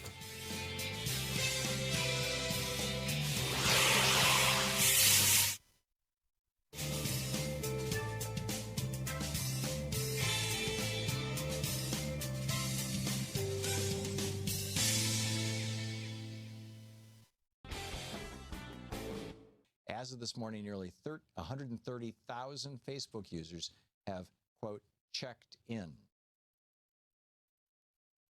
So this is all over social media because people actually care, right? People want to know what's going on. White people too.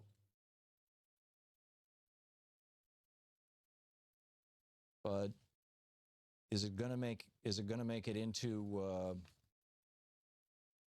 the corporate media? Have you seen anything in the corporate media? I mean, occasionally there's a passing reference. Oh, those crazy Indians, they're talking about sacred land. We all know land isn't sacred. You pay property taxes on land. Land is property. Right? There's nothing alive there. Ancestors, what are you talking about? Come on. That's not our culture. See, this is the riff. I mean, this is a third of the book, The Last Hours of Ancient Sunlight, is where we say we are an inclusive country. Everybody's welcome. It's the great melting pot. Isn't that a wonderful thing? But there's really a subset message to that. I mean, that's the principal message, and that's the myth that we live out. But the fact of the matter is that if you want to be successful in this society, you need to learn to talk like a white person, to behave like a white person, to plug into the white power structure in this country. White privilege is real. And people of color can sometimes acquire a little bit of it, as it were. But never the whole thing. Of course, never the whole thing.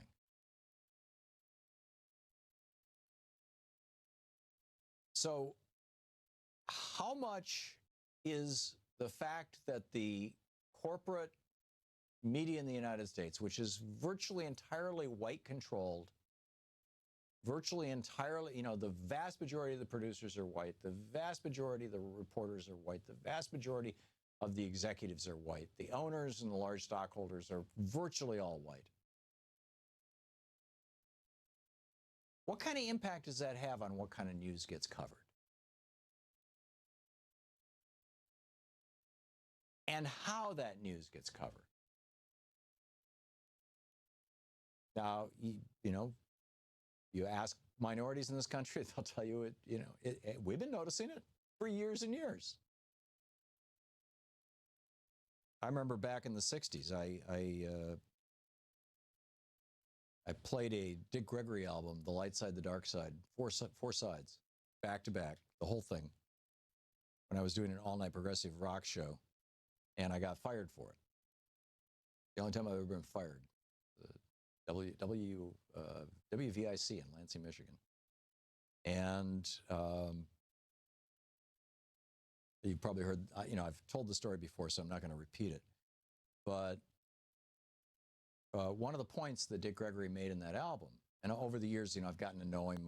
We've been to Europe together. We've been to Africa together. His son is my chiropractor. It's like he's a great guy. He lives here in D.C. now.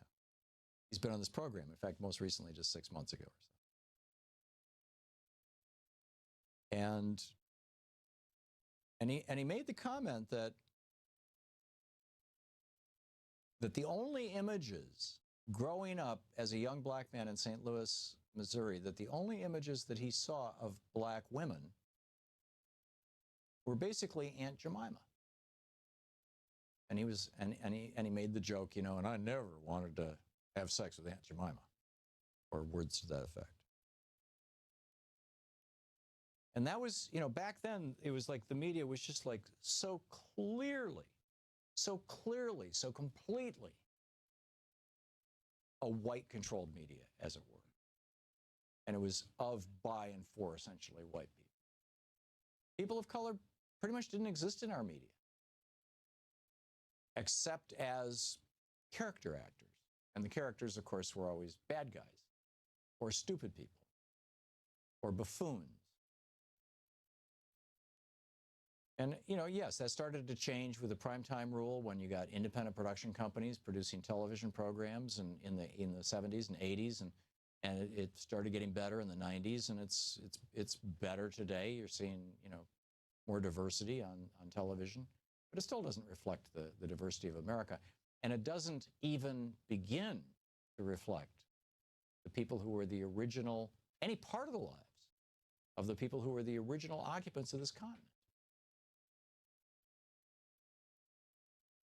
So I'm of the opinion that the reason that you're seeing no Standing Rock coverage, if you want to get Standing Rock coverage, you gotta tune in Amy Goodman or listen to this program, basically. The reason why is that it's not white people. Now, I know when I go off on these rants about white privilege, I get all these conservative callers telling me I'm nuts. Feel free. Convince me I'm wrong. I would love to be wrong about this. Want to connect with the show online? You can find the Thom Hartmann Program on Facebook, Twitter, and Instagram. All the important stories we cover and the issues we care about are at HartmannReport.com. Members of our community can comment and join the conversation. And welcome back. Thom Hartmann here with you, and David in Columbus, Ohio, listening on WGRN. Hey, David, what's up? Hi, how's it going? I wish I could have talked to your guest. I think we need to focus on a planned strategy for infrastructure improvement, not just throwing money at automobile improvements. I think we're stuck on the car, and the car really messes up cities, especially inner city areas. No, Ed is all about public transportation, parking, stuff like that. So, yeah, we were talking about mass transportation, about public transportation, about our ports. The giant tragedy. It just astonishes me how the real issues don't ever get discussed in the press. Everybody goes after the latest little shiny thing or the latest scandal. The Trump administration, when Trump came in, one of the first things he did was he killed 2 mass transportation projects in California. And it's, because they required federal matching funds. And it's like, the idiots are in charge. I don't know how to say it other than that. It's so disheartening. That same thing happened in Ohio, where Ohio governor, Republican, killed $500 billion worth of matching funds for Ohio. Kasich did that. Also, Scott Walker did the same thing in Wisconsin. Rick Scott did the same thing in Florida.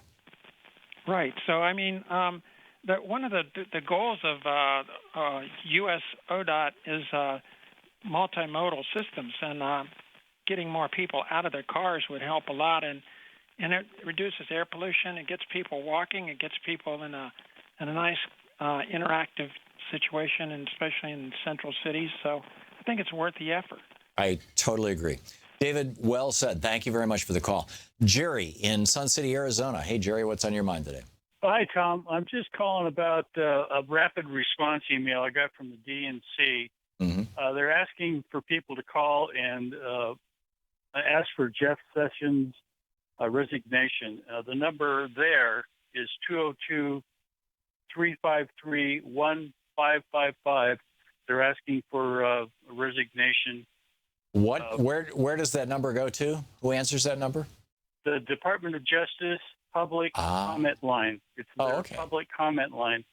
The DOJ public comment. So, and what was the number again? 202-353-1555. Okay. Yeah.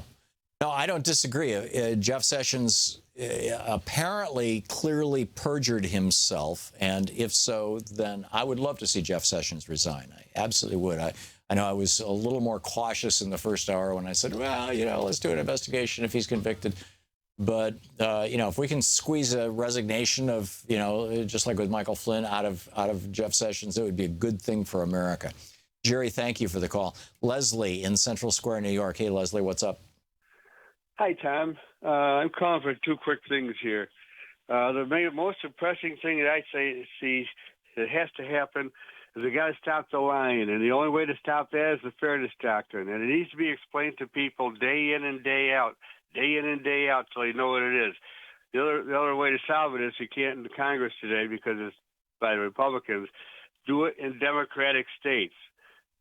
Big time. Do it in Democratic states, and that'll stop money flowing in, too, because the truth will come out, okay? Mm-hmm. It's got to be done in Democratic states. That's the only thing we have. If you want to keep them Democratic. The problem is that most of your communications infrastructure is not regulated by states. It's regulated by the federal government, by the FCC. Yeah, well, the FCC is wrong, okay? And Obama had a chance to change it. He didn't do it because he's a corporatist. Well, and it has to be done. Whatever. I mean, this is a problem that goes back to Reagan. And part of it is his failure to enforce the Sherman Antitrust Act as well. Reagan, stopped enforcing that, which led to that explosion of mergers and acquisitions. The Michael Milken M&A, mania was what they referred to it as. And that movie with how about greed is good and all that I know kind of what stuff. you're saying. Anyway, Yeah, Wall Street. How about if Michael state Douglas. pass a law saying that politicians cannot lie in our state? Well, the problem with you can't lie laws, Leslie, and it sounds like you thought that the Fairness Doctrine says you can't lie on television or radio, is that, your lie might be my truth or vice versa. It's who gets to be the arbiter of that at the end of the day. And the way that the Fairness Doctrine dealt with that problem, because we really don't want the government saying, you're lying, but this guy's telling the truth. So we all have to listen to this guy, but we can't listen to you. We don't want our government doing that. But what we do want is when we get news, we want to know that it's actually news as opposed to infotainment. And the only way to do that is to strip the profit motive out of it. And that's what the Fairness Doctrine did, is it said your news reports are the price of maintaining your station's license.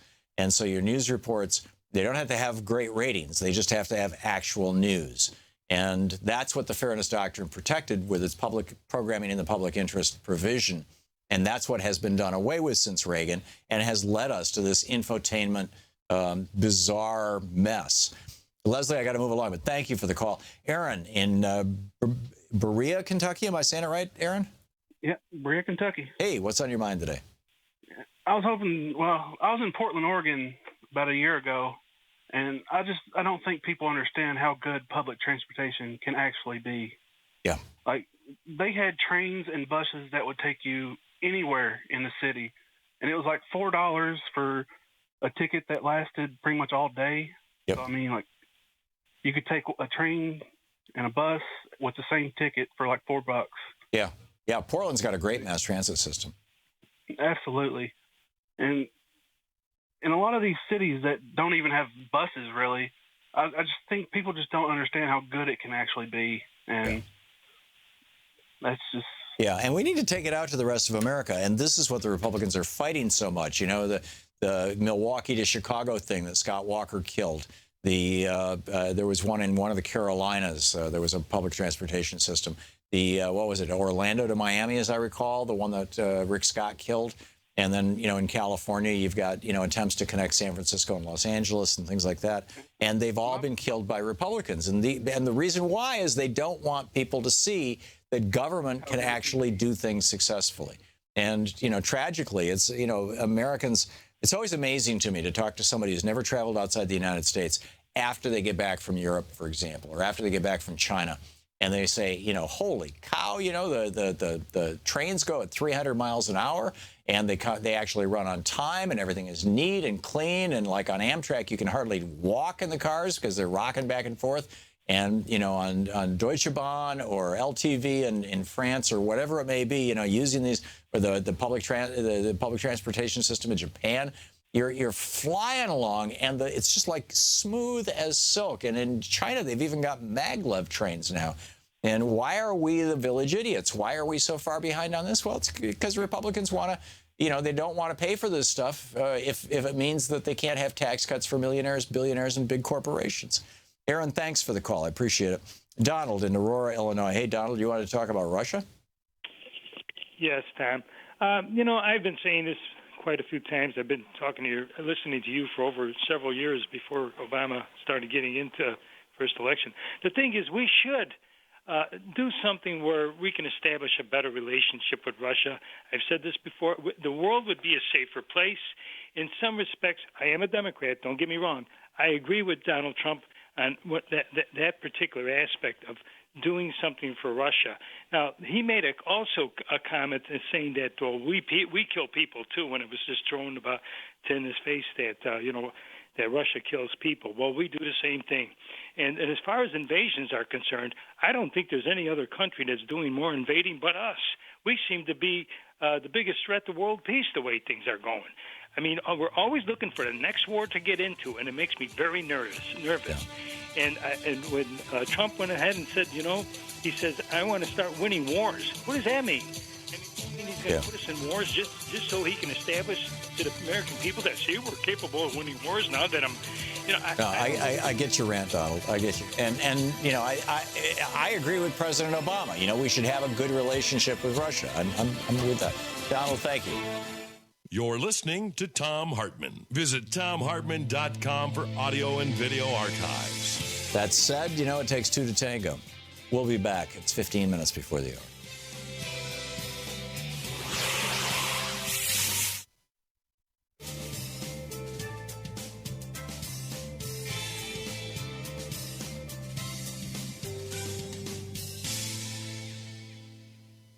And welcome back. Kate in, is it Compton, California? Compton, California. You got it right. Cool. Hi, Tom. Good. Hey, hello, Kate. What's on your mind? Well, this public transportation issue and infrastructure, as you know, in California, we've had not only a dam crumbling that threatens millions of lives, but we also have bridges on the Highway 1 that are impassable now. Because of the flooding? My question is, but also, what I'm not understanding is how can they be so cruel? Number one, the Republican base and the Republican legislators and lawmakers, because when you're poor, and I have been poor, you sometimes can't afford a car, so therefore you rely on public transportation. And then if that public transportation is crumbling or it's inefficient and you're late to work and you lose your job, they blame the victim. So what I'm not understanding is they want people to work, but they don't want to provide the infrastructure and also jobs that would relate to that infrastructure. I'm not understanding why their mindset is so cruel, and I was hoping that you could enlighten me a bit. There is an old saying that I heard from a libertarian friend of mine many years ago. He said, when somebody's down, they say don't kick somebody when they're down. He said, but when somebody's down, you really need to kick them. Otherwise, they won't want to get up. Now, I disagree with that worldview, but it is very pervasive in Republican circles that if you give people, and in fact, Ben Carson is one of the most outspoken proponents of this worldview, that if you give hungry people food, if you give sick people free medicine, if you give homeless people free housing, that they will then basically, because the inherent nature of man is evil and lazy, they will become completely dependent upon you, and they will never seek to do things for themselves. That may be true. It's quite obvious to me they haven't walked among us poor people, because we're the hardest working. We're the ones who, a lot of times, we're willing to sacrifice and work 2 and 3 jobs for our families. They obviously are unaware or unwilling to see the truth. And this is what perplexes me in our society, because people do see the truth and they turn away from it, and we need people to speak truth to power more than ever these days. Thank you, Tom, for your show. Agreed. Thank you, Kate. Great to hear from you. Amin in Kennesaw, Georgia. Hey, Amin, what's up? Hey, how you doing? Good. Thanks for watching us on YouTube. I want to talk about what a big scam they're having about the transportation thing. You know what I'm saying? Mm-hmm. First, the car came out. It's supposed to be the car company's responsibility to build the road for us because we pay for their car. So now it didn't work. They want to tax us for, the gas and all the other taxes they came up with. And now our tax money is going to go to the rich, to the private companies, and they're going to build the road, and we're going to be taxed twice. Yeah, well, you're going to be taxed to build the road, and then now that the road is owned by a billionaire who's going to put a toll gate on it, you're going to have to pay a fee, which we could agree is a tax. You're going to have to pay a fee every time you use that road. And I remember when we lived in Atlanta, and there was a interstate connector that they were putting in there, and it was built by a company out of Australia, a private toll road company. It was very controversial, and you had to pay a toll to get on this road to get, from one part of town to the other faster than normal. Well, you're in Kennesaw, Georgia. You know what I'm talking about. Thanks a lot for the call. I appreciate it. We'll be right back. Stick around.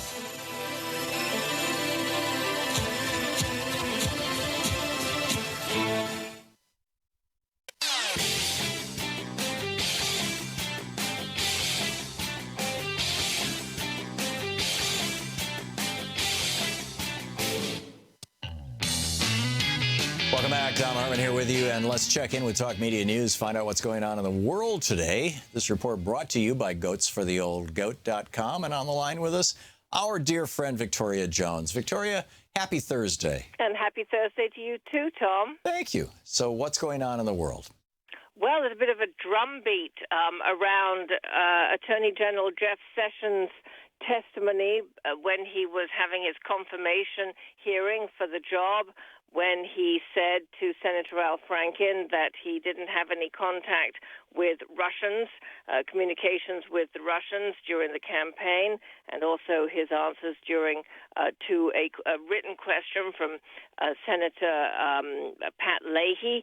And as it turns out that he had two meetings with the Russian ambassador. A growing number of Republicans joined Democratic leaders today, calling for Sessions to step aside from an investigation into Russian interference into the 2016 White House election.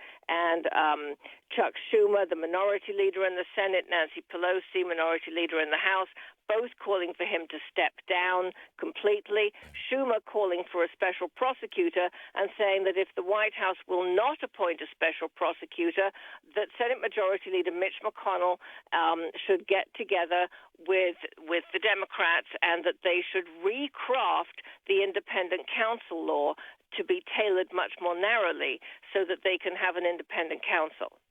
Now, it seems to me, Victoria, reality test me or correct me here, that Sessions could probably successfully argue that when he was speaking before the committee and that what he heard as the question, and I've watched the question and the answer, as have you, I'm sure, many times, that he understood this all to be in the context of, are you discussing campaign things with these Russians? And that he just misspoke. But when he put that in writing, I don't see how he could possibly make that argument. It seems to me like the written part of it is the part that's going to lead to his resignation or even prosecution. What do you think? I see it the opposite. Oh, really? How so? Because the written question by Leahy asks him whether he had any contacts, or whatever the word was, with the Russians about the 2016 campaign. Oh, it was more specific. Yes, to which he says simply no. And if, in fact, he didn't specifically talk about the 2016 campaign, he could say that. I don't know what he talked about. And the simplest thing for him to do today is to say what, in fact, he talked to Kislyak about, which he has not done. But I think that the more troubling one is his conversation with his testimony to Al Franken, the Democrat from Minnesota, because Franken had just seen the CNN report about the dirty dossier that had been presented to President Obama and President-elect Trump, that Russian operatives claimed to have compromising information about Trump, and also said that it indicated that surrogates for Trump and intermediaries for the Russian government continued to exchange information during the campaign. And he asked him what he would do if the report proved true. He didn't ask him if he had any contact with Russians. And Sessions replied that he was not aware of any of those activities, and then he volunteered, I have been called a surrogate at a time or two in that campaign, and then he volunteered, and I did not have communications with the Russians, and I'm unable to comment on it. He wasn't asked about that. Right. Well, thank you for recalibrating and thank you for the reality check, Victoria. I appreciate it. I think that's I think you're right. difficult. I think you're absolutely right. Thank you. Difficult for him. So what else is going on? Well, so here's a hopeful story for you. Okay. Federal Appeals Court today rejected a bid to overturn a 2015 New York City law imposing tough new restrictions on the sale of dogs and cats. The law said pet shops may only obtain dogs and cats from federally licensed breeders with clean, recent animal welfare records and cannot sell dogs and cats at least 8 weeks old and weighing 2 pounds unless they are sterilized. Now, is this in response to the practice which around the country of basically kidnapping dogs and cats or taking them out of shelters and selling them to people who are doing animal experimentation, vivisectionists? Well, I think it's more getting them from puppy mills. Oh, okay. So they're targeting puppy mills. They're trying to targeting out-of-state puppy mills as much as anything else, because the New York, it seems to me, from what I'm reading, the New York Pet Welfare Association, which represents pet shops, dog breeders, and vets, said it could force many members out of business, and said the law unconstitutionally burdened commerce by favoring in-state animal rescuers and shelters over out-of-state breeders. And the Second Circuit basically said that's rubbish, and the interstate market will have every incentive to meet demand from pet shops needing to import puppies. Also pointed out that the cities enforced this for more than a year with no apparent ill effects, and the dog and cat population was estimated at 1 million in 2012, and that there's a significant sourcing and spay-neuter laws addressing problems of significant importance to the city and its residents. So they're looking to maybe appeal, but it's a significant ruling. Very interesting. Good. Okay. What else is going on? Well, on Obamacare repeal, House Speaker Paul Ryan has told Republican lawmakers that they're planning to draft legislation this weekend revamping the nation's health care system, but there is a draft law in the House already floating about. The problem is trying to find it, to read it, if you're a senator, because it's in secret. It's in a secret room. Yeah, they're dealing with this the way they dealt with the intelligence to invade Iraq, as I recalled. Was that the one where you? It's in a secret room. You can only go in if you're a Republican member of the committee. So Senator Rand Paul and Representative Paul Tonka, who's a Democrat from New York, tried to gain entry to H-157, but were told the draft of the bill wasn't in the room. We want to see the bill. We have many objections, Senator Rand Paul said outside of the room. We're here asking for a written copy because this should be an open and transparent process. So, shouldn't he be making those protests to Mitch McConnell? I mean, he's the one who set this process up, is he not? Well, it's nothing to do with the senators. This is the House that's done this. Oh, the really? Senators haven't even seen the bill. Oh, so it has to do with Paul Ryan. It has to do with the House Republicans and the House Republican Committee, because the last House draft got leaked, and House conservatives objected to the tax credits in the bill and revolted. So they're keeping this one under wraps. Yeah, but it's still going to come out, and it's still going to be something less than what Donald Trump is promising. I mean, the only way that they can lower cost to everybody, cover everybody, and improve the quality of the coverage is by going with single payer. It'll save $508 billion a year. And you think this is going to happen because? If Donald Trump was in the room, I would say to him, Donald, you need to know who Tommy Douglas is. He is the most beloved Canadian ever. Everybody in Canada loves him. Everybody knows his name. And what did he do? He was the prime minister of the province of Saskatchewan, and he started single-payer health care in Canada. And if you want to be the most famous and popular president and you want to have a legacy that goes for centuries, do single-payer health care. That's probably the way to get him to do it. Oh, absolutely. And by the way, it's true. If Trump did single payer, if he defied his own country, his own party, excuse me, the way that Nixon defied his own party going to China, if he was to do that, there's no doubt in my mind that he would easily get reelected and he would become insanely popular. And so, you're right. So hopefully he's not, hopefully he's not watching the program, because I don't want him to become insanely popular and get reelected. But on the other hand, single-payer health care is the best thing for the country. So I'm conflicted here. No, he's about to give a speech on board a battleship, so. Well, yeah, okay. He's all about that kind of stuff. Victoria Jones, thank you, Victoria. Thank you very much. Bye-bye. We'll be back. Lori Wallach will be with us in a few minutes. You're listening to Thom Hartmann.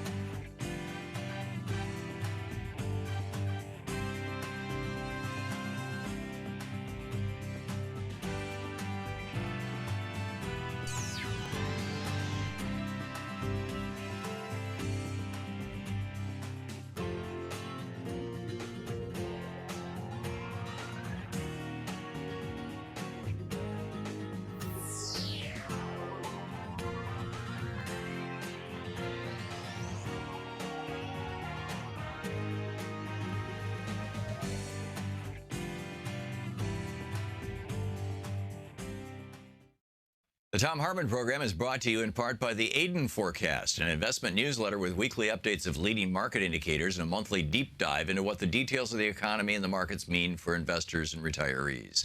On the web at aidenmarkets.com.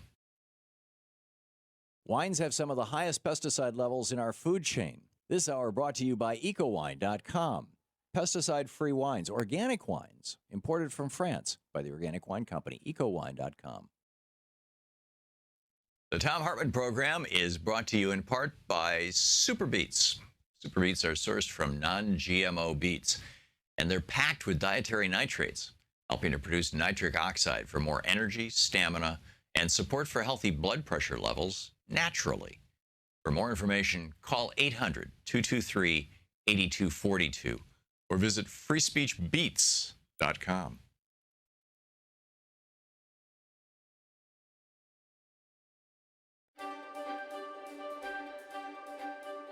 And welcome back to Thom Hartmann University, to our book club. We're reading today from the last hours of Ancient Sunlight.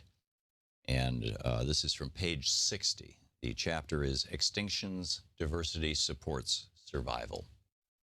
The consolidation of power and wealth in the hands of a very few rich individuals and multinational corporations has made some businessmen and politicians rich, but it's also aggregating and wiping out resources. We're directly competing with every other form of life on the planet. As long as there was more out there to exploit, growth was possible. Now, as we approach the closed limits of our planet's capacities to generate food and process our wastes, sustainable growth has to be re-examined for the oxymoron it is. And even if nature doesn't kill us off, it seems that we're bent on doing it ourselves, or to ourselves. Pesticide use in the United States is up over 3,000% since World War II. Yet more pesticides doesn't mean fewer crops lost to insects. To the contrary, we're losing 20% more of our crops to insects than in 1945. But because of increasing insect resistance to pesticides and mechanized farming techniques, the pesticide industry has economically addicted many farmers to their product. Harmless species are disappearing, but no harmful insect species has been eradicated.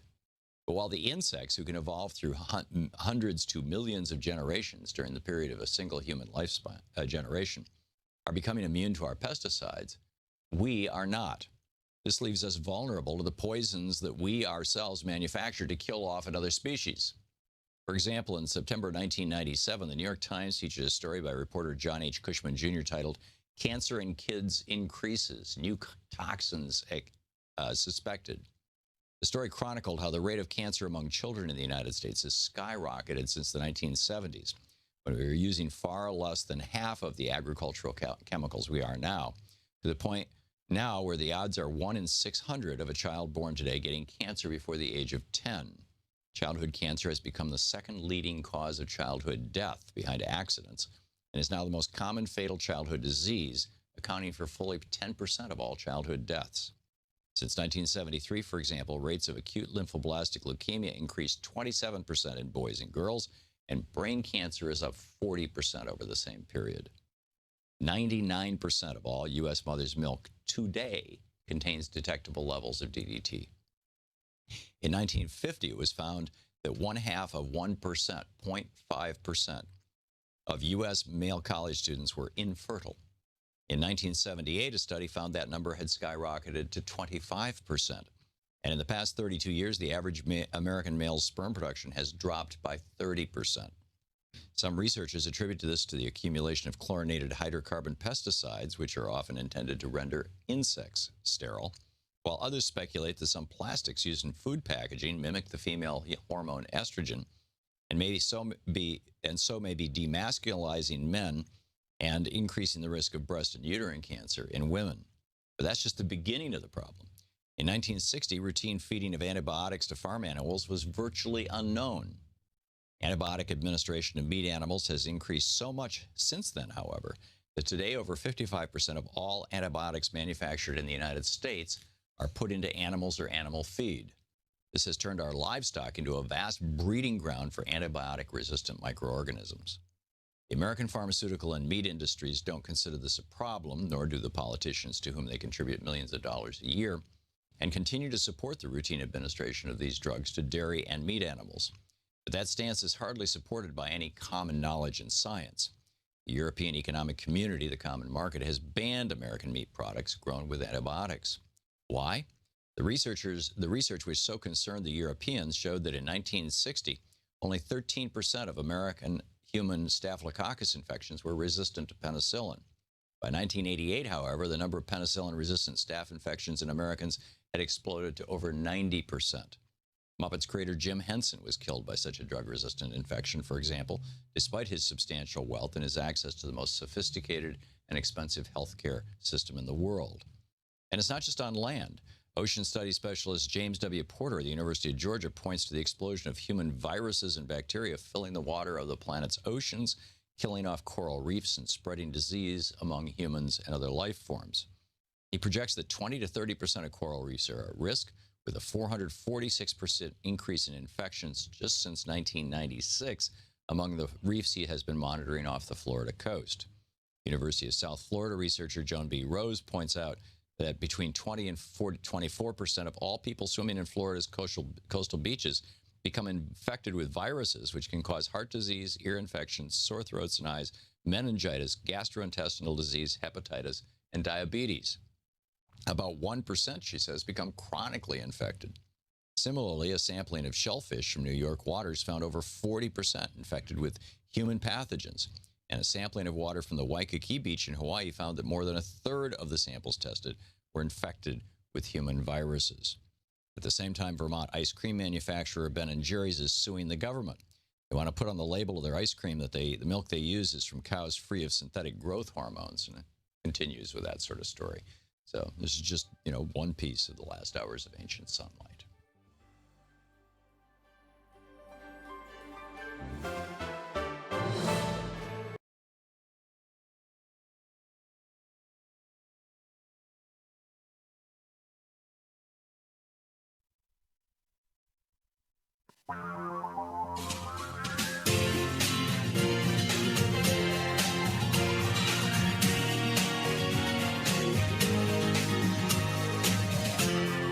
This is the Thom Hartmann Program.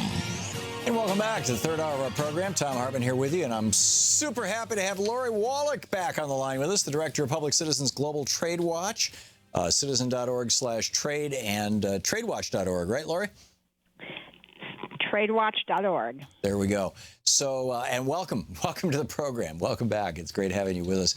You can also tweet Lori at Wallach Lori, WALLACHLORI. Lori, tell us about Donald Trump's bait and switch trade plan. Well, first of all, thanks for having me on. And I'm sad to report that, that would be the theme, bait and switch, which is to say, for folks who, like me, watched that speech on Tuesday, not keen to have to listen to the whole thing, but very hopeful to hear some specifics on what Trump was going to do on trade to deliver his promise to bring back American jobs. That speech was, unfortunately, just another piece in a direction that's getting kind of worrying, which is the man got himself elected talking about how terrible our trade agreements have been in the past. That's exactly right. And talking about how we need to replace them to try and bring down our trade deficit and bring back American jobs. That's perfectly good goals. But since he got elected, neither in the transition nor in the months that he's been inaugurated have we seen any actual rubber hit the road, which is to say he announced that he would formally bury the Trans-Pacific Partnership, the TPP, an agreement Congress effectively had already killed because it couldn't get through Congress in a year after it had been signed. Right. In fact, you could argue that it was effectively killed the day that Hillary Clinton came out against it. Before, because there already weren't congressional majorities for it. Right. But, think, Tom, about what Trump said he would do. He said he'd launch NAFTA renegotiations of the North American Free Trade Agreement in the first 100 days of his presidency. Well, to do that, he had to give notice to Congress to do that a month ago, and he still hasn't given notice, so that's not going to happen. He said on the first day he would declare China a currency manipulator, and given China's currency is so misaligned, it's so For years, basically, we've been having this massive $500 billion trade deficit with China based on stuff getting sold here effectively subsidized by devaluing the Chinese currency.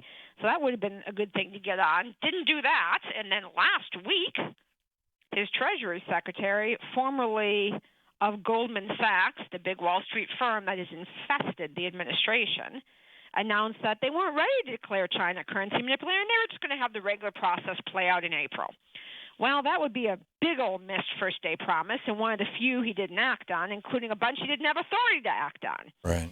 He's never pulled the plug on this horrible agreement called the U.S.-China Bilateral Investment Treaty. That was one of those executive orders everyone expected to see on the first day, kind of a no-brainer.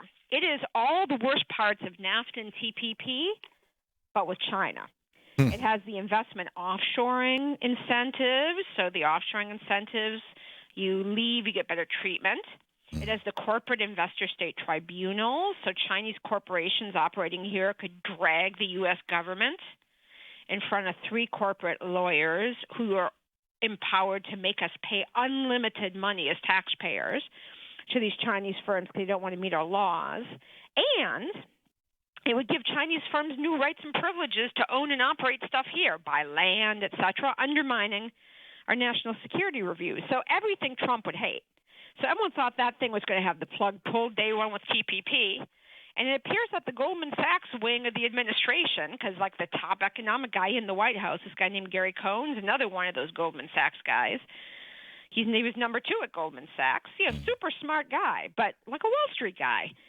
He loves the China bit. And last year there was even this Freedom of Information Act request that got a memo between him, an email between him and Obama's trade guy Michael Froman, aka the king of the TPP, talking about how first they passed the TPP and then that would help with the China bit. So this China treaty is really bad news, and the fact they haven't pulled the plug on that is also highly suspicious. And so it's a total gap between what he campaigned on and what's going on. Right. But unfortunately in the United States, perception matters more than reality frequently.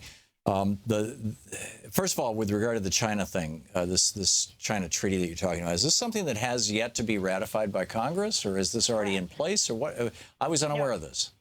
So the China Bilateral Investment Treaty, it's called a BIT, Bilateral Investment Treaty. Right. These are negotiations that George W. Bush started in 2008 when they also started the TPP. And what it does is it takes a chunk of NAFTA and TPP and expands that to China. Right. And the Obama administration tried to finish that deal, and they got very close right before the election. So the language of the actual treaty is done. And the only thing that's left is for the U.S. and China to agree on what sectors of the economy they'll allow to be outside of these outrageous rules. And that sort of annex they're fighting over. But it's a treaty that's close to done that someone has to pull the plug on. And this will be not called a treaty. It'll be called a trade agreement, and it'll be passed via fast track. This is a real honest-to-God treaty. So this is going to take 2/3 of the Senate. This would go through the Senate. Yeah, okay. Well, that's at least the good news. There'll probably be some resistance there. Lori, we just have a minute or two left. One of the big things that really concerns me, when I saw that Peter Navarro was brought on by Trump as a trade advisor, I saw that as good news. I know Peter Navarro. He's been on this program many, many times over the years, and he's pretty smart on trade, at least with regard to China. But last night, I think it was, maybe it was the night before last, on MSNBC, Steve Kornacki was presenting some polling.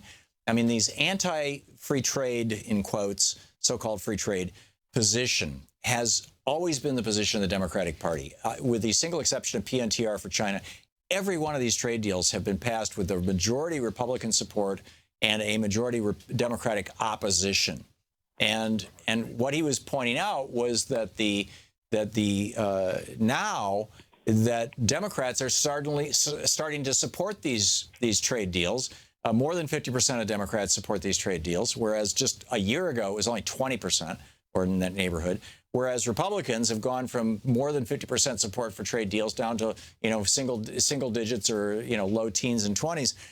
I wrote a book about this back in 2010 in which I laid this thing out and said, the first party that starts embracing ending the so-called free trade is not going to lose elections any longer. And this is really concerning me that Democrats are just saying, well, if Trump likes it, it must be bad. What do we do about this? You have grabbed on a very big problem, which is the polling is starting to show that because almost everything Trump says and does is upsetting, people who are upset by it assume every 100% of what he says is wrong, and that is lumping him and his criticisms of the trade agreements into things that must be wrong in the minds of anyone who has a problem with Trump. Right. And I think the two most important things to keep in mind, Trump has heisted this issue from the left. Yep. The Republicans in Congress despise his position. They're going to do everything they can to block him renegotiating NAFTA, getting rid of bad trade agreements, doing anything different. So it is really the Republican president plus the Democrats in Congress who have this position. Plus, the other piece of it is even within this administration, all of this corporate cabinet of his opposes those takes on trade, all the Goldman Sachs people, left wing and Democratic. And so I think it's going to be really important for folks to pay attention to those Democratic voices that are, yesterday, Democratic Minority Leader, Democratic Senate Leader Chuck Schumer said, hey, where's that trade policy that we've been waiting for? That was the only thing about Trump that didn't upset me and my colleagues. It seems to have gone missing. Was it grabbed by the Wall Street contingent at the White House? I don't know. Where's that China declaration? Right. And that is a message folks need to get out far and wide. I will myself encourage Democrats to be more clear about that. Yes, we need to. We need to change this polling. This is scary stuff. Lori Wallach with Global Trade Watch, tradewatch.org, citizen.org/trade. Thank you, Lori. Thank you. Keep up the great work. This is the Thom Hartmann Program. We'll be back with your calls, my thoughts. Oh, and Louis Schwartzberg is going to drop by, too, so stick around.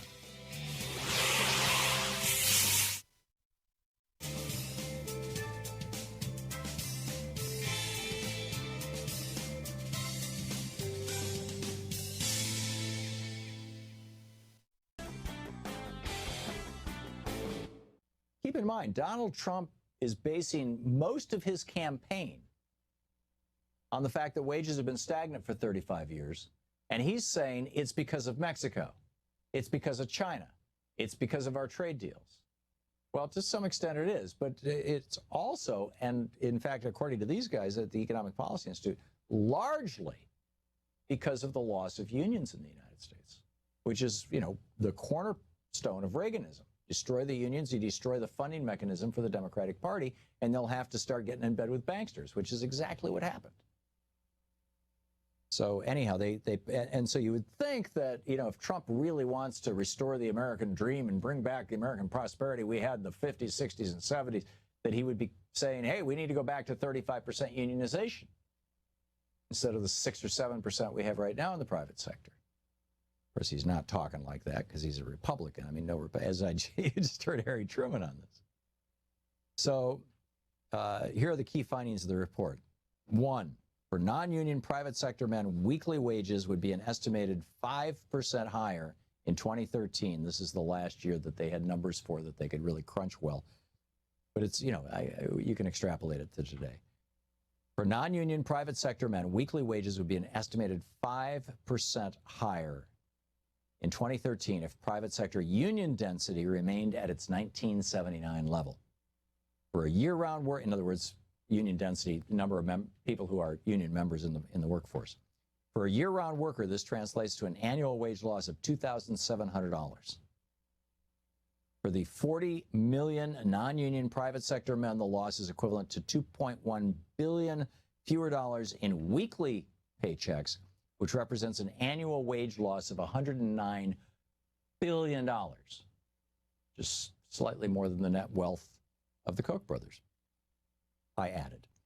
For non-union private sector men without a bachelor's degree or more education, non-college graduates, weekly wages would be an estimated 8% higher in 2013 if union density remained at its 1979 levels. For a year-round worker, this translates into an annual wage loss of over $3 And they continue through the list. You know, it's taking out these various slices of people. The degree of non-union wage decline reflects how much unionization has declined since 1979 among private sector men by 2/3, from 34% to 10%. That 10% includes government employees. Among women by more than 1/3, from 16 to 6%. And especially among non-college degree men by more than 2/3, from 38 to 11%. As unions have receded from the private sector, their effect on the wages of non-members percent of unionization has declined.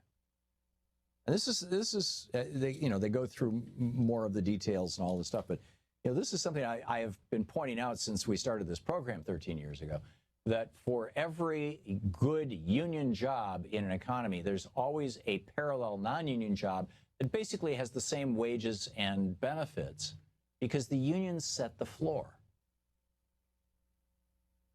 And as you destroy the unions, you destroy the floor. And now working people in the United States are basically falling through the floor. Wages have been flat since Reaganomics really took hold in 82, 83, 84.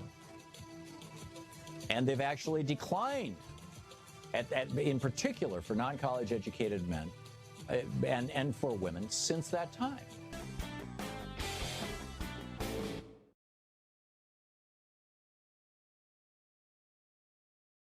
This year's election results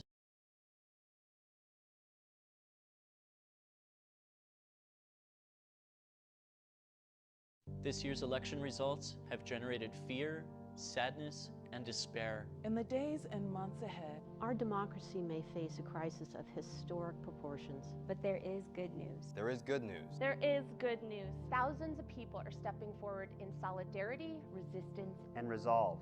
We join them. We join them. We join them in standing with the most vulnerable communities among us. Those most likely to be targeted by new restrictions and policies. We will tell their stories here. Here on Free Speech TV. We will lift their voices here on Free Speech TV. In the difficult times ahead, know that we will be with you 24 hours a day, every day. You are not alone. You are not alone. You are not alone. There are millions of us raising our voices and hearts together as one. We've got your back. We got your back. Free Speech TV's got your back.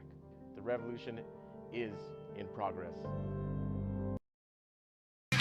Welcome back. Thom Hartmann here with you, and I'm so happy to have in the studio with me my old friend Louis Schwartzberg, award-winning producer, director, cinematographer, the king of slow motion, fast motion. You got your stuff playing over at the Smithsonian. It's all over. It's Louis. Welcome. It's great to be here, Tom. Great having you with us. And I'm so glad that you dropped by when you were in town here. It's Now you've got a new project about gratitude, and your website is movingart.com. Right. This is kind of the big website for Louis' work, and gratituderevealed.com too. But that kind of comes out of this. You can find it all at movingart.com. Why gratitude? Well, I think gratitude is like the ultimate spiritual practice. If you had to sum it up into one word, gratitude makes you present. It makes you aware of being mindful. And when you're mindful, you care more about protecting the environment because it connects you with nature and with the divine. And they kind of feed each other. So the more present you become, the more grateful you are, the more grateful you are for the little things in life, like the bees that pollinate flowers, that give us the fruit, nuts, and vegetables we need in order to be healthy and survive. So it's a beautiful kind of perpetual motion of good feeling. Yeah. And talk about resilience, how this idea of gratitude. My favorite prayer every day, literally every day, is to just look around and say thank you. I mean, it just fills me, just looking around and saying thank you. And I think it's the most powerful spiritual practice there is. Yeah. And even for an atheist, I mean, I think it's the most powerful practice there is.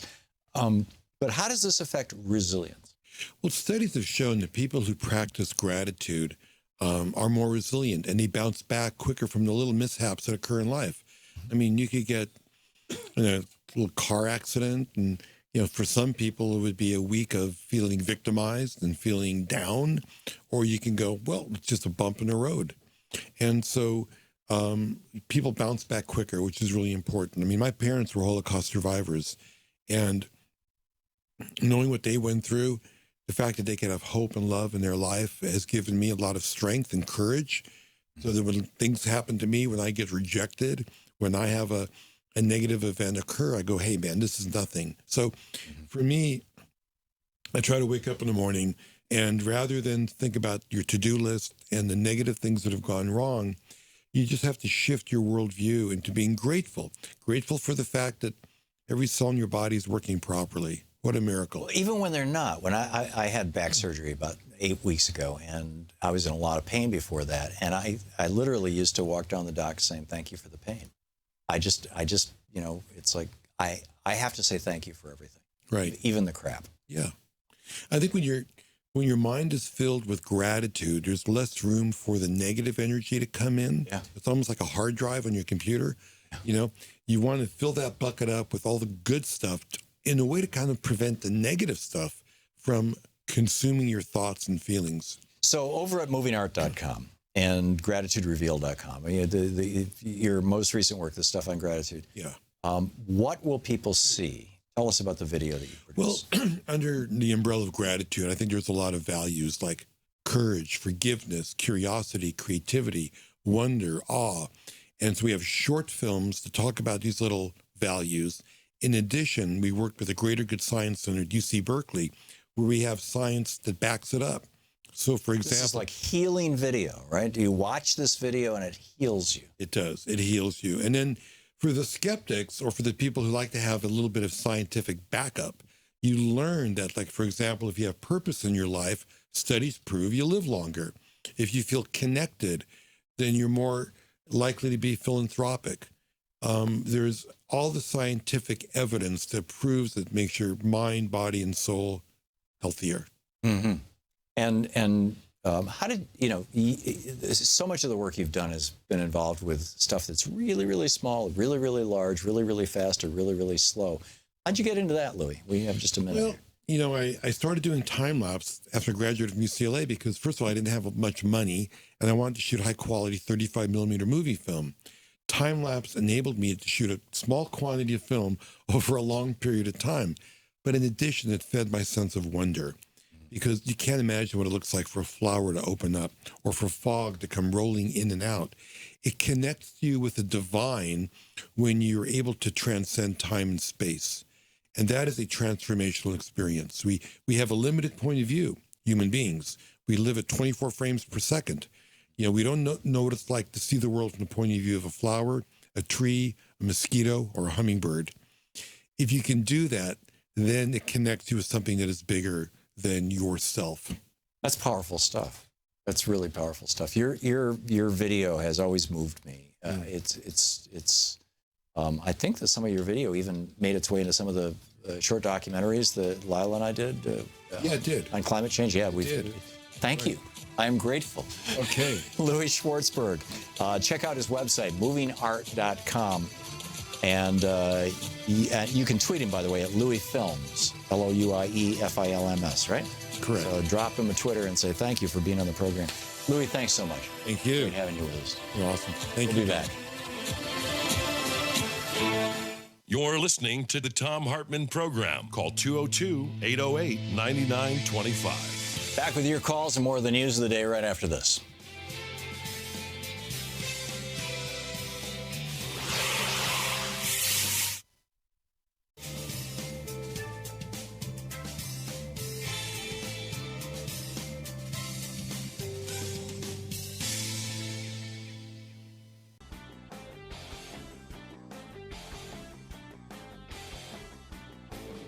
But I wanted to talk about also the press. And here's where it gets really interesting. Poland, you'll recall, was arguably the first major crack in the Soviet bloc countries back during the era of Gorbachev, where you had, supported by the Pope, in fact, John Paul II, as I recall, the former Karol Wojak, the Polish Pope.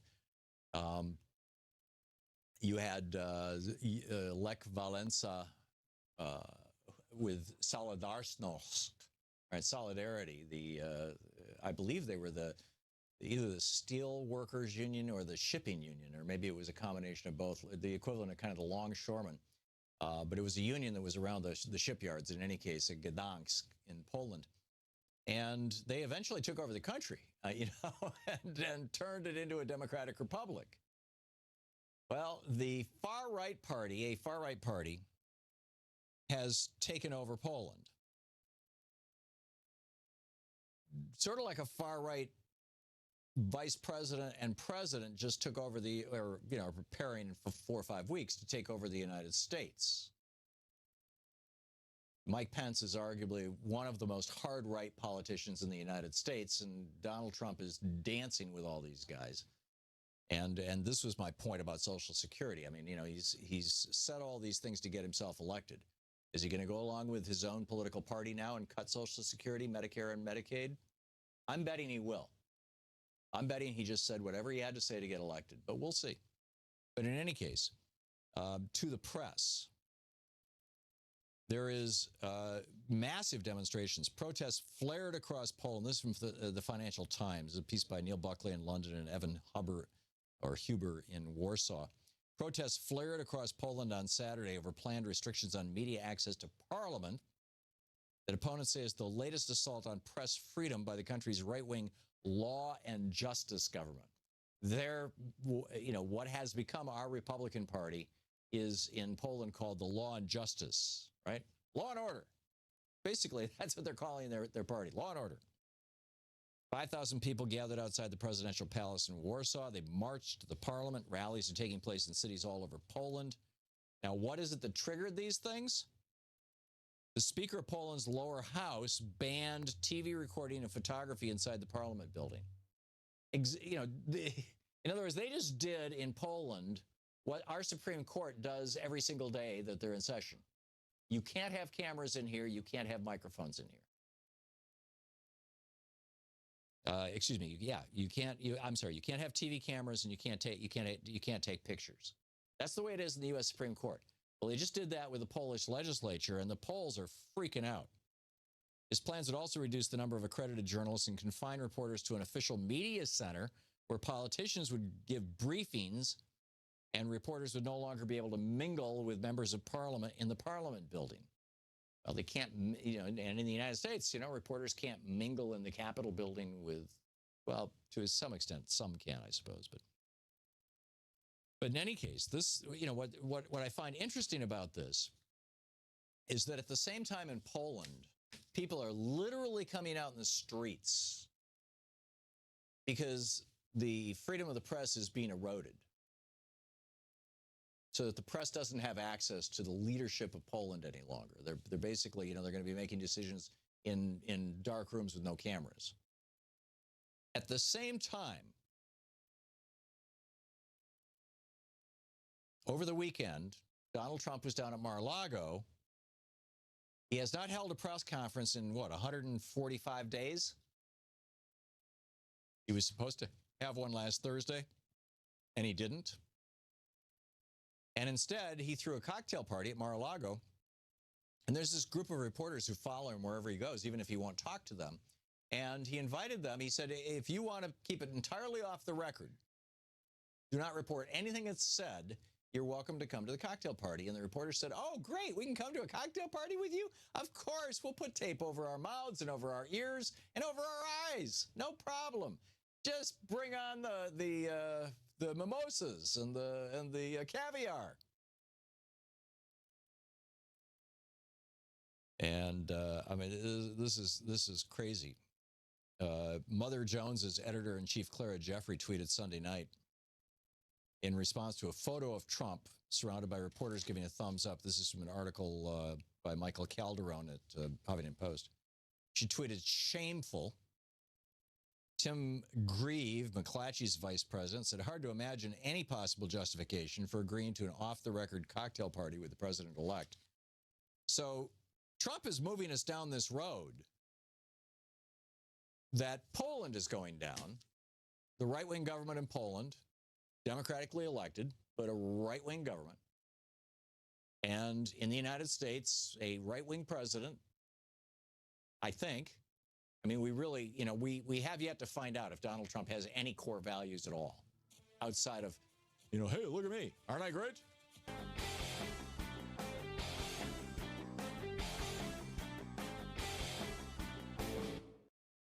Hey, want to hear that clip again? Subscribe to the Thom Hartmann Program on YouTube to see all your favorite show highlights.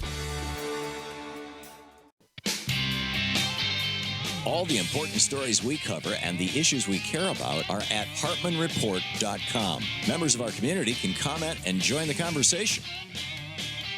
Welcome back. Thom Hartmann here with you. What an interesting day it is. I shared with you, no, I don't think I did, actually. I had this Betsy DeVos thing from the New York Times. This is the editorial board. Now, when the editorial board of the New York Times goes after you, you know you've got a problem. Because this includes the conservatives of the New York Times, the liberals of the New York Times. It's basically the entire editorial board. It's an opinion that you should take seriously. It's not just, you know, some op-ed writer going off on you. And the headline, this is from yesterday's New York Times. The headline, Ms.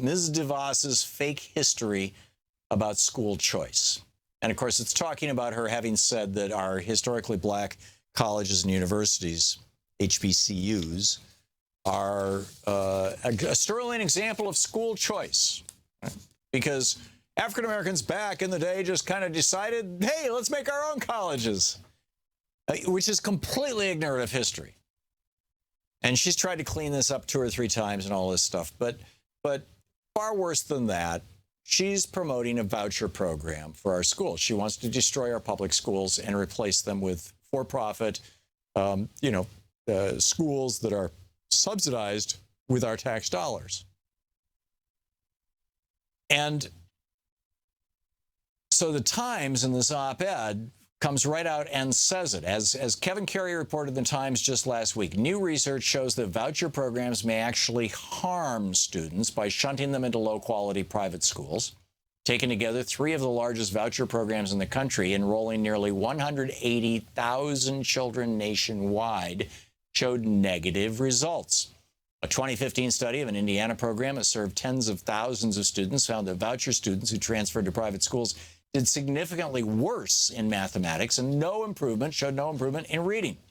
Study of a Louisiana voucher program last year serving predominantly black and low-income families found reading and math scores went down when children transferred to private schools. The performance decline was significant. Public elementary school children who started at the 50th percentile in math dropped to the 26th percentile within a year of transfer into a public school. A study of a large program in Ohio found that students who used vouchers to attend private schools fared worse academically with their peers attending public school. And they summarized this thing by saying, Ms. DeVos's strange interpretation of our country's racist history was probably meant to pave the way for market-driven education policies. Ignorant statements notwithstanding, those policies have proved to be failures. Brilliant. Absolutely brilliant. Israel in Playa del Rey, California. Hey, Israel, what's on your mind today? Greetings, Tom. How have you been? I've been well. I hope you have been too. Been a while since we've talked. Surviving the freezing cold out here. Okay. So what's on your mind? Hey, Tom. You know, I was noticing something, and I'll play Johnny Left Field here for a minute. Have you noticed that for the past 2.5 years, almost 3 years, that we've gotten absolutely no news from outside of Washington, D.C. on the 3 major news networks? I know you don't watch news much anymore, but we've gotten like 0 news from like overseas, even from Canada, or from like hardly any news. There's just news about how it relates to Washington, what's going on in Washington. Yeah, there's a reason for that, Israel. First of all, you know, politics is sometimes referred to as Hollywood for ugly people, and but it's Hollywood. I mean, you know, politics has been turned into something that's like worthy of spectacle, right? It's worthy of the spectacle machine, which is our infotainment industry television. So they cover Hollywood, and they cover West Coast, and they cover Hollywood East Coast, which is DC and politics. And secondly, since Reagan changed the rules of the game around media, basically, hey, why cover what's going on in France or Algeria or Syria or Iraq or for God's sake, there's a famine going on right now in both South Sudan and Yemen. Hundreds of thousands of people are starving to death as we speak. And that would have been covered in the 80s. It doesn't draw eyeballs. So it doesn't draw eyeballs. It doesn't raise ratings. It doesn't raise ratings. Then it doesn't make us more profit. So the networks say that they're not going to talk about that stuff. And I think that you think that's hurting society. That's all I really I know that you, and I hope that maybe you'll mention it sometimes, but that's totally going to destroy. Well, we just did. Israel and Absolutely. And I completely agree with you. you. I wanted to mention real quick. I think I always hear you talk about like, it's not what you're talking about. It's what's evident is that infrastructure, healthcare, all the social programs that have been taken away since the 50s, the time when people had a stable life. Okay. Do you think, because I think this, do you think that this is related to blacks getting civil rights and then some people at the top saying, hey, they've got rights now. We're going to cut everything, even if it hurts white people, even if it hurts the poor whites. Right. We're just going to cut it all down because there's no way I'm going to share this world with these people. I would reverse the line of causality, Israel. I don't think that, and I could be wrong on this. I mean, your scenario may actually be exactly what's going on. But my sense of it is that what's going on is that historically white racists have used for political purposes the idea that, the really awful overt stuff, black men want to rape your white women. But that became softer in the 20s, 30s, 40s, and 50s to black men want to take your white job. And now that's being directed against Hispanics. But there's always been a subtext of it about, being directed against African Americans. And so I would say that what has happened is that these politicians know that, white insecurity, white fragility, to use Michael Eric Dyson's phrase, and the echoes of white supremacy. It's not even echoing. I mean, it's very real. The fear of losing white supremacy and of losing white privilege on the part of white people makes them vulnerable to demagogues who use these racially charged implied statements like, black people want to take your job. And so, do you think the civil rights victory it put the stamp on that? Like, absolutely. Like, look, they really are poised now and let's just instead of trying to improve things, let's just cut every social program we can because that's the way to undercut what they achieved. Okay, you got voting rights, okay, but you don't have anything to vote for. You don't have any unions, you don't have any high-paying jobs, you don't have any health care, you don't have any schools, you don't have anything to vote for because we cut it all. By the time Reagan got in, like 10 years, 15 years after civil rights was achieved, it's gone. Yeah. So I'm thinking, like, did they just pull the rug out in a whole different way? No, I don't disagree at all, Israel. And let's not forget that the first speech that Ronald Reagan gave after he was nominated to be the Republican candidate for president in 1980, after the convention, the first speech he gave, just like the first speech that Don Trump Jr. gave on behalf of his father, same thing, was in Philadelphia, Mississippi, in front of a large white crowd. Philadelphia, Mississippi being the place where Schwimmer and Goodman and Cheney, the three civil rights workers, were murdered, brutally murdered, tortured and murdered back in the 60s. And that was not just a dog whistle. That was a dog shout out. That was bringing the entire pound. It was like feeding filet mignon to all the dogs. It was just, I mean, that. And so, Reagan based his whole his presidency on racism. Israel, I got to move along, but thank you for your call and your comments. It's always nice to hear from you. Charles in Lakewood, Washington. Hey, Charles, what's on your mind today? Hey, Tom, a few minutes ago you were talking about vouchers for schools. Yeah. Can I come back to that? Sure. It's funny, right as you started talking about it, I sent a rebuttal off to an online newspaper as president of my kids' PTO, I think I've got a stake in this. And so my essential response to the article was if charter schools were successful, no advocacy would be necessary. If charter schools were the panacea the vocal few claim, then they would have no problem pointing to an entity that relies upon it solely. We already have private schools as a choice. Why would libertarians want an enormous underclass of poorly educated citizens? Fortunately, Northwest residents are already finding out the truth about charter schools. They're not subject to uniform rules and have a high failure rate. Yeah. Every dollar that goes into a charter school CEO's portfolio bonus is one less dollar for your child's success portfolio.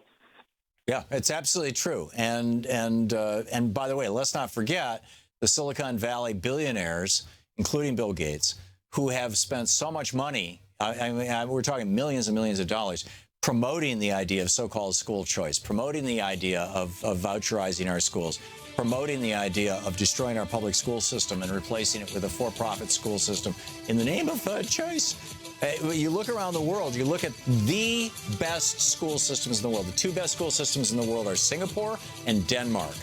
And what is consistent among the world's best school systems is that they are 100% public schools and they are very well funded. Charles, thanks for the call. You're listening to Thom Hartmann. Visit thomhartmann.com for audio and video archives. And they just totally kick our butts in pretty much every metric there is. Why? Well, they're state schools and they're well funded. We'll be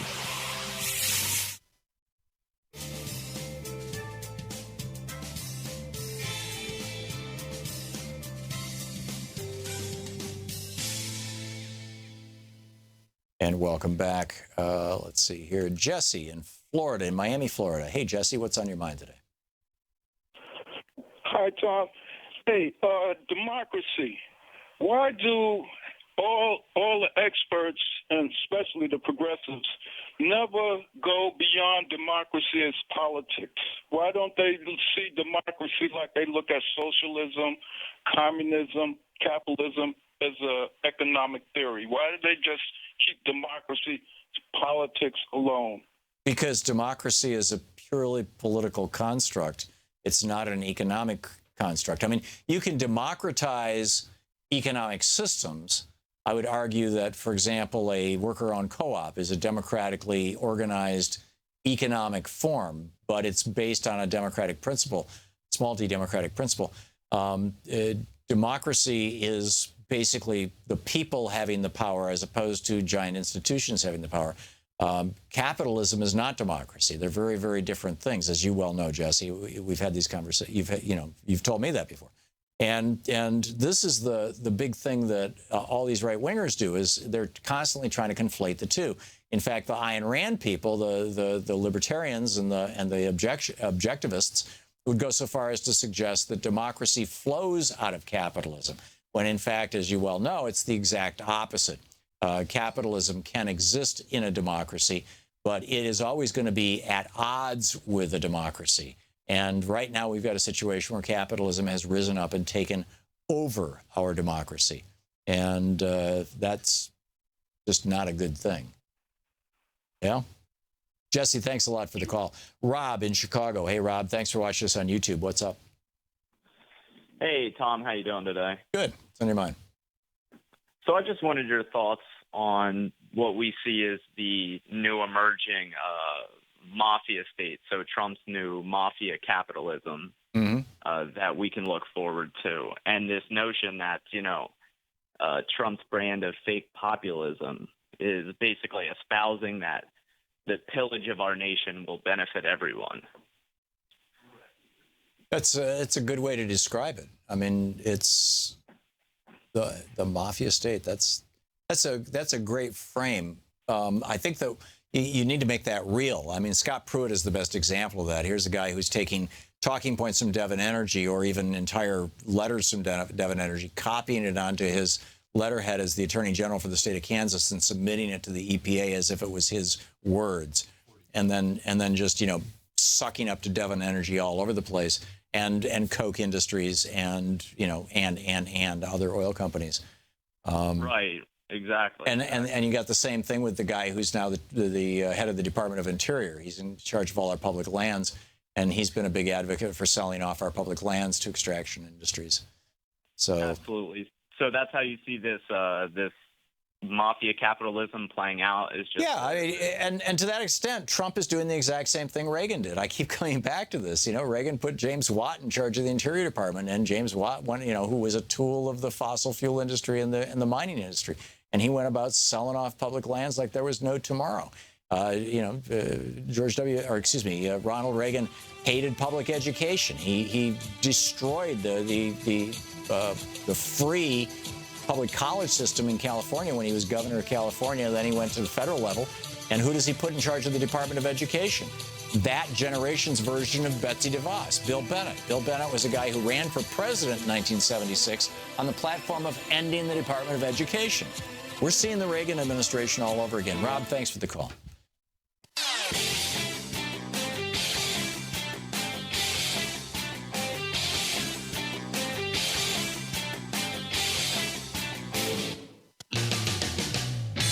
Welcome back. Thom Hartmann here with you 10 minutes before the hour. Paul in Woodinville, Washington. Hey, Paul, what's on your mind today? Yeah, Tom, I want to address this. This notion of school choice is a big bunch of BS. And I'll tell you why. I'll give you three things here. The first is, until people like me who have no children have a choice not to pay school taxes, everybody else has the same choice. I don't have a choice not to pay school taxes. So just because somebody has children doesn't mean that they need more choice as to where to take the money that I have to pay, possibly to charter schools or private schools, where they have no accountability to me, the taxpayer who has no choice. Mm-hmm. And I don't have kids. And there's another thing here. And I have to talk about charter schools because I once was a proponent of both charter schools and voucher schools.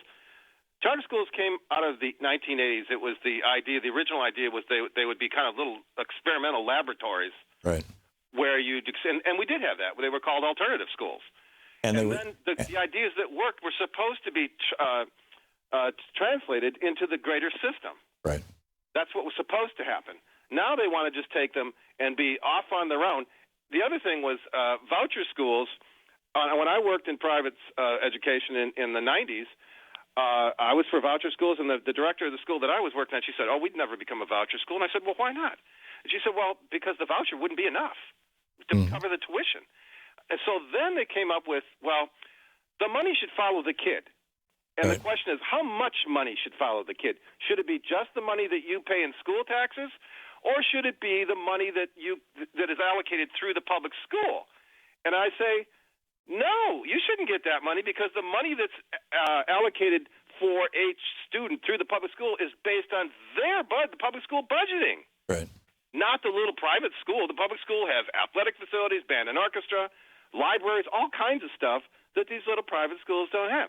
So, no, the money, we start talking about how much money should follow the kid, then it shouldn't. It should be no more than what they pay in school taxes. So until, for instance, you were to allow anybody to say, yeah, I have to pay school taxes, the best you can do is let me choose which school I pay it to, a private school or a public school system, and then people who want to go to private schools, they can go there, but they don't get an additional voucher to do it. Yeah, I think that's probably your weakest argument. But the argument that, and I remember this too, that the whole idea behind these schools, this came along about the same time with magnet schools, was, let's innovate, let's experiment, and let's take these lessons and bring them back to public education and improve public education.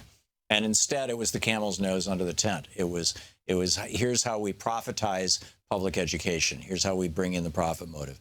And one thing I don't see, Tom, is in charter schools, I don't know where they're getting all their new great ideas that teachers in public schools, we all go to continuing education seminars all the time. It's required as part of the profession. Right. So where they're getting their great ideas, I don't know. A lot of it actually does come from people in universities who just want to write grants and get money to do that. And I don't see that there has been a tremendous advantage. No, but there's been this massive sales job on this. They're waiting for Superman movie and all this other stuff, that were funded by Silicon Valley billionaires. And it is just an extension of this libertarian worldview. Paul, I got to move along. Whoa. I just dropped Paul. I'm sorry. I dropped my keyboard on my mouse, and I just dumped 2 callers. My apologies, Paul. David in Woodland Hills, California. You are on the air. Thank you, Guru. May I rant for 15 seconds? Certainly. The neocons have mastered the art of stealing the vote at the worst possible time. The Democratic Party and all liberals must sound the alarm about interstate cross-check, or the 2018 election is already lost. We must beat this drum incessantly and tell the people not to despair, but to organize, protest, register, and vote. Amen. Amen. Well said, David. Well said. Thank you. Robert in Dumfries, Virginia. Hey, Robert, what's on your mind today? Hey, okay. A little bit about myself. I just retired from the federal government after 35 years, and I worked with the Secret Service and retired out of U.S. Customs. So I see the world from the federal point. I am Puerto Rican, originally from New York, and what I see is the Hispanic bloc has been growing for many years and has been one of the most feared blocs because it usually votes Democratic. Not always. Puerto Ricans, Cubans, Dominicans, Mexicans, we don't all vote the same exact way, but we do vote majority of the time Democratic. And I believe that the whole reason for immigration is really to try to do away with that voting bloc. If you could do away with the Hispanic vote, you have more chances of winning your election. Yeah, the reality is prior to 1965, we passed immigration laws, as I recall, in the 1920s. That was when we started restricting immigration into the United States. And from the 1920s, and I'm sorry, I don't remember the exact year, but from the 1920s until 1965, the law was that the number of people coming into this country from various other parts of the world had to reflect the ethnic diversity of the United States. So if the United States was 75% white Caucasians from Europe, then 75% of the immigrants that we would allow had to be white Caucasians from Europe. If the population was, 5% Asian, then 5% Asians could come in, that kind of thing. And so what it did is it locked into place the racial makeup of the country, which was majority white, and this was a way of expanding basically and strengthening, maintaining white supremacy in the United States. Lyndon Johnson blew that law up, did away with it. And we completely changed the criteria for who we bring into the country and changed it to like who needs to come into the country or who wants to come into the country and made it colorblind. And the result of that is large waves. I mean, most of the world, there's only 700 million people in Europe, white people in Europe. But there's 7 billion people worldwide. And so a lot of people of color started coming into the United States starting in the mid-'60s. And this has got Pat Buchanan so hysterical that he wrote a book about it, saying that it was destroying Judeo-Christian culture, in other words, white culture. And that's what's going on, Robert. And now, Trump the other night said, we want to change our immigration criteria. Okay, I'm betting that when they get around to changing the immigration criteria, they basically reverse out LBJ's change of the law and go back to a criteria that has to do with the quote, composition of the American electorate right now. But, we don't know yet. It was just rhetoric in the speech. But I'd bet almost anything that's how it's going to play out. Thanks so much for being with us today. We'll be back tomorrow. And in the meantime, don't forget democracy is not a spectator sport. It takes you to egg your it. See you tomorrow. You've been listening to Thom Hartmann. For audio and video archives, visit thomhartmann.com.